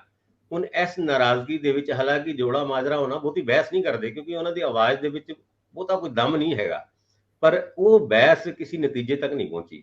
ਔਰ ਨਤੀਜੇ ਤੱਕ ਨਾ ਪਹੁੰਚਣ ਤੋਂ ਬਾਅਦ ਜੈ ਇੰਦਰ ਕੌਰ ਨੇ ਫੈਸਲਾ ਕੀਤਾ ਕਿ ਹੁਣ ਇਹਨੂੰ ਕਿਸ ਤਰੀਕੇ ਨਾਲ ਆਪਾਂ ਸਿਆਸੀ ਲਾਹਾ ਲੈ ਸਕਦੇ ਹਾਂ। ਉਹਨਾਂ ਨੇ ਬੋਤਲਾਂ ਦਾ ਬੰਡਲ ਰੱਖਿਆ ਸਿਰ ਤੇ, ਗੋਡੇ ਗੋਡੇ ਪਾਣੀ, ਗੋਡੇ ਗੋਡੇ ਚਾਹ ਨਹੀਂ, ਗੋਡੇ ਗੋਡੇ ਪਾਣੀ, ਗੋਡੇ ਗੋਡੇ ਪਾਣੀ ਦੇ ਵਿੱਚ ਉਤਰ ਕੇ ਉਹ ਪਾਣੀ ਤਾਂ ਲੱਕ ਤੋਂ ਉੱਪਰ ਤੱਕ ਸੀ, ਪਾਣੀ ਤਾਂ 4 ਫੁੱਟ ਦੇ ਆਸ-ਪਾਸ ਲੱਗਦਾ ਸੀ। ਪਰ ਉਹਨਾਂ ਨੇ ਆਪਣੇ ਜਿਸ ਤਰੀਕੇ ਨਾਲ ਸਿਰ ਤੇ ਬੋਤਲਾਂ ਰੱਖ ਕੇ ਉਹਨਾਂ ਨੇ ਸੱਸੀ ਪਿੰਡ ਵੱਲ ਜਾਣਾ ਸ਼ੁਰੂ ਕਰਤਾ। ਉਹ ਫੋਟੋ ਨਸ਼ਰ ਹੋ ਗਈ, ਬਸ ਕੰਮ ਬਣ ਗਿਆ। ਅੱਗੇ ਉਹ ਬੋਤਲਾਂ ਕਿਹਨੂੰ ਵੰਡੀਆਂ, ਕਿਹਨੂੰ ਨਹੀਂ ਵੰਡੀਆਂ, ਸਾਨੂੰ ਨਹੀਂ ਪਤਾ। ਪਰ ਇਸ ਮੁੱਦੇ ਦੇ ਉੱਤੇ ਕੱਲ ਸੁਨੀਲ ਜਾਖੜ ਹੋਣਾ ਵੀ, ਭਗਵੰਤ ਮਾਨ ਉਹਨਾਂ ਨੂੰ ਘੇਰਦੇ ਨਜ਼ਰ ਆਏ। ਉਹਨਾਂ ਨੇ ਕਿਹਾ 4 ਜੁਲਾਈ ਨੂੰ ਔਰੇਂਜ ਅਲਰਟ, ਰੈੱਡ ਅਲਰਟ ਹੋ ਗਿਆ ਸੀਗਾ, ਤੇ ਤੁਸੀਂ 5 ਜੁਲਾਈ ਨੂੰ ਪੰਚਕੂਲੇ ਘੁੰਮਦੇ ਸੀ ਕੇਜਰੀਵਾਲ ਸਾਹਿਬ ਨਾਲ, ਔਰ 5 ਜੁਲਾਈ ਨੂੰ ਹੀ ਹੜ੍ਹ ਵਾਲੇ ਹਾਲਾਤ ਹੋਣ ਦੀ ਸੰਭਾਵਨਾ ਪੰਜਾਬ ਦੇ ਵਿੱਚ ਹੈਗੇ ਸੀ। ਔਰ ਤੁਸੀਂ ਕੋਈ ਕਸ਼ਟ ਨਹੀਂ ਕੀਤਾ ਕਿ ਇੱਕ ਮੀਟਿੰਗ ਕਰਕੇ ਇੰਤਜ਼ਾਮਾਤ ਦਾ ਪੂਰਾ ਹਿਸਾਬ ਕਿਤਾਬ ਕਰ ਲਓ, ਕਿੱਥੇ ਕੀ ਕਮੀ ਹੈ ਉੱਥੇ ਪਹਿਲੇ ਡਿਪਲੋਏ ਕਰ ਦਿਓ। ਜਦ ਉਹ ਹੜ੍ਹ ਆ ਗਿਆ, ਉਸ ਤੋਂ ਬਾਅਦ ਤੁਸੀਂ ਐਕਸ਼ਨ ਮੋਡ ਦੇ ਵਿੱਚ ਨਜ਼ਰ ਆ ਰਹੇ ਹੋ। ਔਰ ਉਹਨਾਂ ਸਵਾਲਾਂ ਦਾ ਜਵਾਬ ਫਿਲਹਾਲ ਮੁੱਖ ਮੰਤਰੀ ਨੇ ਤੇ ਨਹੀਂ ਦਿੱਤਾ, ਲੇਕਿਨ ਮੁੱਖ ਮੰਤਰੀ ਸਾਹਿਬ ਕਹਿੰਦੇ ਨੇ ਇੱਕ ਵਾਰ ਨਿਪਟਣਾ ਹੜ੍ਹ ਨਾਲ, ਫਿਰ ਬਾਅਦ ਚ ਤੁਹਾਨੂੰ ਨਿਪਟੂਗਾ, ਤੁਹਾਡੇ ਸਾਰੇ ਸਵਾਲਾਂ ਦਾ ਜਵਾਬ ਦੂੰਗਾ। ਨਾ, ਜਿਹੜੀ ਗੱਲ ਉਹਨਾਂ ਨੇ ਕੀਤੀ ਉਹ ਬੜੀ ਰੌਚਕ ਆ, ਤੁਸੀਂ ਛੱਡ ਰਹੇ ਹੋ। ਉਹ ਕਹਿੰਦੇ ਵੀ ਬਚੀ ਖੁਚੀ ਕਾਂਗਰਸ ਦੇ ਪ੍ਰਧਾਨ ਰਾਜਾ ਵੜਿੰਗ ਜੀ, ਸ਼੍ਰੋਮਣੀ ਅਕਾਲੀ ਦਲ ਦੇ ਪ੍ਰਧਾਨ ਸੁਖਬੀਰ ਸਿੰਘ ਬਾਦਲ ਜੀ, ਮਤਲਬ ਉਹ ਜਿਹੜਾ ਪਰਚਰਚਿਤ ਅੰਦਾਜ਼ ਹੈ ਨਾ, ਉਹਦੇ ਵਿੱਚ ਉਹਨਾਂ ਨੇ ਉਹ ਜਿਹੜੇ ਵਿਸ਼ੇਸ਼ਣ ਵਰਤੇ ਨਾ, ਦਿਲਚਸਪੀ ਉਹ ਪੈਦਾ ਕਰਦੇ ਸੀ ਵੀ ਮੈਂ ਇੱਕ ਵਾਰੀ ਆਪਣੇ ਲੋਕਾਂ ਲਈ ਖੜਾ ਹੋ ਲਾਂ, ਫਿਰ ਤੁਹਾਡੀ ਸਿਆਸਤ, ਮੈਨੂੰ ਪਤਾ ਤੁਹਾਡੀ ਸਿਆਸਤ ਜਿਹੜੀ ਤੁਸੀਂ ਸਿਆਸਤ ਵਿੱਚ ਮੈਨੂੰ ਖਿੱਚਣਾ ਚਾਹੁੰਦੇ, ਉੱਥੇ ਵੀ ਤੁਹਾਨੂੰ ਜਵਾਬ ਨਹੀਂ ਮਿਲਣਾ। ਇਹ ਗੱਲ ਕਹਿ ਰਹੇ, ਹੁਣ ਤੁਸੀਂ ਗੱਲ ਜਾਰੀ ਰੱਖੋ। ਬਿਲਕੁਲ ਬਿਲਕੁਲ ਠੀਕ, ਜੀ ਕਰਕੇ ਉਹਨਾਂ ਨੇ ਸਾਰਿਆਂ ਨੂੰ ਸੰਬੋਧਨ ਕਰਦੇ ਹੋਏ ਕਿਹਾ ਮੈਂ ਆ ਰਿਹਾ, ਮੈਂ ਹਾੜੀ 'ਚ ਫਸਿਆ ਹੋਇਆ, ਲੋਕਾਂ ਦੀ ਮਦਦ ਕਰ ਰਿਹਾ, ਇੱਥੋਂ ਨਿਬੜਨਾ, ਇੱਕ ਵਾਰ ਹੜ੍ਹ ਠੀਕ ਹੋ ਜਾਏ ਫਿਰ ਤੁਹਾਨੂੰ ਮੈਂ ਠੀਕ ਕਰੂੰਗਾ। ਇਹ ਗੱਲ ਕਹੀ ਤੇ ਨਹੀਂ, ਤੁਹਾਡੀ ਗੱਲਾਂ ਦਾ ਜਵਾਬ ਦਊਂਗਾ, ਇਹ ਗੱਲ ਕਹੀ ਹੈ ਉਹਨਾਂ ਨੇ। ਔਰ ਦੂਜੇ ਪਾਸੇ ਸੁਖਬੀਰ ਸਿੰਘ ਬਾਦਲ, ਬਿਲਕੁਲ ਠੀਕ ਕਹਿ ਰਹੇ ਹੋ, ਸੁਖਬੀਰ ਸਿੰਘ ਬਾਦਲ ਉਹਨਾਂ ਫਿਰੋਜ਼ਪੁਰ ਦੇ ਵਿੱਚ ਜਨਮੇਜਾ ਸਿੰਘ ਸਿੱਖੋਂ ਦੇ ਨਾਲ ਉੱਥੇ ਹੜ੍ਹ ਦੇ ਏਰੀਏ ਦੇ ਦੌਰਾ ਕਰ ਰਹੇ ਸੀ। ਉਹ ਕਹਿੰਦੇ ਦੇਖੋ ਇਹ ਹਰੀ ਕੇ ਪਤਨ, ਬਾਦਲ ਸਾਹਿਬ ਹੁੰਦੇ ਸੀ ਕਦੀ ਵੀ ਇਕੱਠੇ ਨਹੀਂ ਖੋਲੇ ਜਾਂਦੇ ਸੀ, ਇੱਕ ਇੱਕ ਕਰਕੇ ਖੋਲਦੇ ਸੀਗੇ ਗੇਟ ਤਾਂ ਕਿ ਪਾਣੀ ਸਾਰੇ ਏਰੀਏ ਦੇ ਵਿੱਚ ਨਾ ਭਰ ਜਾਏ। ਇਹਨਾਂ ਨੇ 31 ਦੇ 31 ਗੇਟ ਬਿਲਕੁਲ ਇਕੱਠੇ ਹੀ ਖੋਲਤੇ, ਜਿਹਦੇ ਕਰਕੇ ਹੜ੍ਹ ਵਾਲੇ ਹਾਲਾਤ ਸਾਰੇ ਏਰੀਏ ਦੇ ਵਿੱਚ ਬਣੇ ਹੋਏ ਨੇ। ਉਹ ਕਹਿੰਦੇ ਆ ਮੇਰੇ ਨਾਲ ਜਨਮੇਜਾ ਸਿੰਘ ਸੇਖੋਂ ਹਨ ਨੇ, ਉਹ ਹੜ੍ਹ ਆਉਣ ਤੋਂ ਪਹਿਲੇ ਇਰੀਗੇਸ਼ਨ ਮਹਿਕਮੇ ਦੇ ਜਦ ਮੰਤਰੀ ਹੁੰਦੇ ਸੀਗੇ, ਇਹ ਹੜ੍ਹਾਂ ਦੇ ਬਾਰੇ 'ਚ ਸਾਰਾ ਇੰਤਜ਼ਾਮ ਪਹਿਲਾਂ ਹੀ ਕਰ ਲੈਂਦੇ ਸੀ। ਔਰ ਉਹੀ ਜਨਮੇਜਾ ਸਿੰਘ ਸੇਖੋਂ, ਉਹੀ ਇਰੀਗੇਸ਼ਨ ਮਿਨਿਸਟਰ ਫਾਰਮਰ, ਅੱਜ ਵਿਜੀਲੈਂਸ ਬਿਊਰੋ ਦੇ ਚੱਕਰ ਕੱਟ ਰਹੇ ਨੇ। ਯਾਨੀ ਉਹ ਸਕੈਮ ਜਿਹੜਾ 1000 ਕਰੋੜ ਦਾ ਸਕੈਮ ਆ, ਉਹਦਾ ਹੀ ਜ਼ਿਕਰ ਹੋ ਰਿਹਾ। ਚਲੋ ਹੁਣ ਇਹ ਗੱਲਾਂ ਅੱਗੇ ਤੇ ਤੁਰ ਰਹੀ ਹੈ, ਕਦੋਂ ਇਹ ਹੜ੍ਹ ਖਤਮ ਹੋਣਗੇ। ਇਹ ਹੜ੍ਹ ਸਿਆਸੀ ਹੜ੍ਹ ਵੀ ਲੈ ਕੇ ਆਇਆ ਹੈ, ਔਰ ਉਹ ਸਿਆਸੀ ਹੜ੍ਹ ਜਾਣ ਤੋਂ ਬਾਅਦ ਵੀ ਜਾਰੀ ਰਹੇਗਾ। ਇਹਦਾ ਇੰਡੀਕੇਸ਼ਨ ਕੱਲ ਭਗਵੰਤ ਮਾਨ ਉਹਨਾਂ ਨੇ ਉਹ ਕਹਿ ਦਿੱਤਾ, ਮੈਂ ਆ ਰਿਹਾ, ਛੇਤੀ ਆ ਰਿਹਾ, ਜਵਾਬ ਦੂੰਗਾ। ਇੰਦਰਪ੍ਰੀਤ ਜੀ ਕੁਝ ਕਹਿਣਾ ਚਾਹ ਰਹੇ? ਹਾਂਜੀ ਇੰਦਰਪ੍ਰੀਤ ਜੀ। ਮੈਂ ਤਾਂ ਜਸਟ ਰੰਧਾਵਾ ਸਾਹਿਬ ਜਿਹੜੀ ਮੁੱਖ ਮੰਤਰੀ ਦਾ ਉਹ ਬਿਆਨ ਸੀਗਾ ਜਿਸ ਤੋਂ ਉਹਨਾਂ ਨੇ ਆਪਣੇ ਸਾਰੇ ਐਮਐਲਏਜ਼ ਮੰਤਰੀਆਂ ਨੂੰ ਕਿਹਾ ਵੀ ਸਭ ਦੀ ਮਦਦ ਕਰੋ, ਮੈਂ ਤਾਂ ਸਿਰਫ ਜਸਟ ਉਹਦੇ 'ਚ ਇੱਕ ਤੁਹਾਨੂੰ ਉਦਾਹਰਣ ਦੇਣਾ ਚਾਹੁੰਦਾ ਕਿ ਮੈਂ ਦੇਖਿਆ ਬਹੁਤ ਸਾਰੀ ਆਲਰੇਡੀ ਵੈਸੇ ਤਾਂ ਇੰਟਰਨੈਟ ਮੀਡੀਆ ਤੇ ਸਭ ਕੁਝ ਆਇਆ ਹੀ ਪਿਆ, ਤੁਸੀਂ ਦੇਖ ਰਹੇ ਹੋਵੋਗੇ ਵੀ ਕਿਵੇਂ ਐਮਐਲਏ ਦੀਆਂ ਫੋਟੋਆਂ ਜੇ ਉਹ ਰੀਲਾਂ ਬਣ ਰਹੀਆਂ ਤੇ ਨਾਲ ਦੂਜੀਆਂ ਵੀ ਆ ਰਹੀਆਂ ਨੇ ਵੀ ਕਿਵੇਂ ਫੋਟੋਗ੍ਰਾਫਰ ਰੀਲਾਂ ਬਣਾਉਣ ਲਈ ਲਗਾਏ ਗਏ ਹੋਏ ਆ, ਮਤਲਬ ਸਹਾਇਤਾ ਲਈ ਨਹੀਂ ਹੈ। ਮੈਂ ਸਰ ਜਸਟ ਇੱਕ ਉਦਾਹਰਣ ਦੇਣੀ ਚਾਹੁੰਦਾ। ਉਹ ਦੇਖੋ ਹਰ ਬੰਦਾ ਆਪਣੇ ਆਪਣੇ ਉਹਦਾ ਸੁਭਾਅ ਹੋ ਸਕਦਾ, ਮੈਂ ਉਸ 'ਚ ਨਹੀਂ ਜਾਣਾ ਚਾਹੁੰਦਾ। ਮੈਂ ਸਿਰਫ ਇੱਕ ਉਦਾਹਰਣ ਤੁਹਾਨੂੰ ਜੀਰਕਪੁਰ ਦੀ ਦਿੰਦਾ। ਆਪਾਂ ਜਦ ਸਾਰਿਆਂ ਨੇ ਫੋਟੋਆਂ ਦੇਖਿਆ ਪਹਿਲੇ ਦਿਨ ਹੀ, ਜਦੋਂ ਡੇਰਾ ਬਸੀ ਜੀਰਕਪੁਰ ਵਾਲਾ ਇਲਾਕਾ ਜਿਹੜਾ ਹੈ ਪਹਿਲੇ ਫਲੋਰ ਤੱਕ ਮਤਲਬ ਉਹਦੀਆਂ ਕਈ ਸੁਸਾਇਟੀਆਂ ਫਸ ਗਈਆਂ ਸੀਗੀਆਂ। ਸੋ ਪਹਿਲਾ ਤਾਂ ਸਵਾਲ ਇਹੀ ਸੀ ਵੀ ਜਿਹੜੇ ਉੱਥੇ ਦੇ ਹੜ੍ਹ ਪ੍ਰਭਾਵਿਤ ਲੋਕ ਨੇ ਉਹਨਾਂ ਨੂੰ ਚਾਹੀਦਾ ਕੀ ਹੈ। ਉਹਨਾਂ ਨੂੰ ਸਭ ਤੋਂ ਪਹਿਲਾਂ ਤਾਂ ਚਾਹੀਦਾ ਸੀ ਕਿ ਪਾਣੀ ਕਿਸੇ ਤਰ੍ਹਾਂ ਨਿਕਲੇ, ਤੇ ਨਿਕਲੇਗਾ ਕਿਵੇਂ? ਨਿਕਲੇਗਾ ਤਾਂ ਨਾ ਜੇ ਤੁਸੀਂ ਮੋਟਰਾਂ ਲਗਾਓਗੇ। ਮੈਂ ਉੱਥੇ ਰੰਧਾਵਾ ਸਾਹਿਬ ਨੂੰ ਦੇਖਿਆ, ਜਿਹੜੇ ਉੱਥੇ ਐਮਐਲਏ ਹੈਗੇ ਆ ਡੇਰਾ ਬੱਸੀ ਦੇ, ਆਏ ਔਰ ਚੱਕਰ ਮਾਰ ਕੇ ਚਲੇ ਗਏ। ਮੈਂ ਬਹੁਤ ਸਾਰੀਆਂ ਸੁਸਾਇਟੀਆਂ ਦੇ ਲੋਕਾਂ ਨਾਲ ਜਿਹੜੇ ਉਹਨਾਂ ਦੀ ਐਸੋਸੀਏਸ਼ਨਾਂ ਬਣੀਆਂ ਉਹਨਾਂ ਨਾਲ ਗੱਲ ਵੀ ਕੀਤੀ ਵੀ ਕੀ ਦੇ ਕੇ ਗਏ। ਉਹਨਾਂ ਨੇ ਕਿਹਾ ਵੀ ਯਾਰ ਜੇ ਦੇਖੋ ਕੋਈ ਕੰਮ ਕਰ ਰਿਹਾ ਨਾ ਤਾਂ ਉਹ ਐਨਕੇ ਸ਼ਰਮਾ ਕਰ ਰਿਹਾ, ਬਿਨਾਂ ਕੋਈ ਲਾਗ ਲਪੇਟ ਦੇ। ਉਹਨਾਂ ਨੇ ਕੋਈ ਮੈਨੂੰ ਉਹਨਾਂ ਦੀ ਕੋਈ ਰੀਲ ਵੀ ਨਹੀਂ ਦੇਖੀ, ਕੋਈ ਫੇਸਬੁੱਕ ਤੇ ਫੋਟੋ ਵੀ ਨਹੀਂ ਦੇਖੀ, ਪਰ ਸਾਰੇ ਇਸ ਟਾਈਮ ਉਹਨਾਂ ਦੀ ਬਹੁਤ ਤਾਰੀਫ ਕਰ ਰਹੇ ਆ ਵੀ ਉਹਨਾਂ ਨੇ ਆਪਣੇ ਕੋਲੋਂ ਪੈਸੇ ਖਰਚ ਕੇ ਪੀਟਰ ਇੰਜਨ ਮੰਗਵਾਏ ਆ ਜਿਹੜੇ ਉਹ ਕੱਢ ਰਹੇ ਆ। ਬਾਕੀ ਪੀਣ ਵਾਲੇ ਪਾਣੀ ਦੀ ਸਭ ਤੋਂ ਜ਼ਿਆਦਾ ਦਿੱਕਤ ਹੁੰਦੀ ਹੈ ਕਿਉਂਕਿ ਹੜ੍ਹ ਦੇ ਵਿੱਚ ਸਾਰੀਆਂ ਬੰਦ ਹੋ ਜਾਂਦੀਆਂ। ਜੇ ਆਂਦਾ ਵੀ ਹੈ ਪਾਣੀ ਬਹੁਤ ਗੰਦਾ ਆਂਦਾ।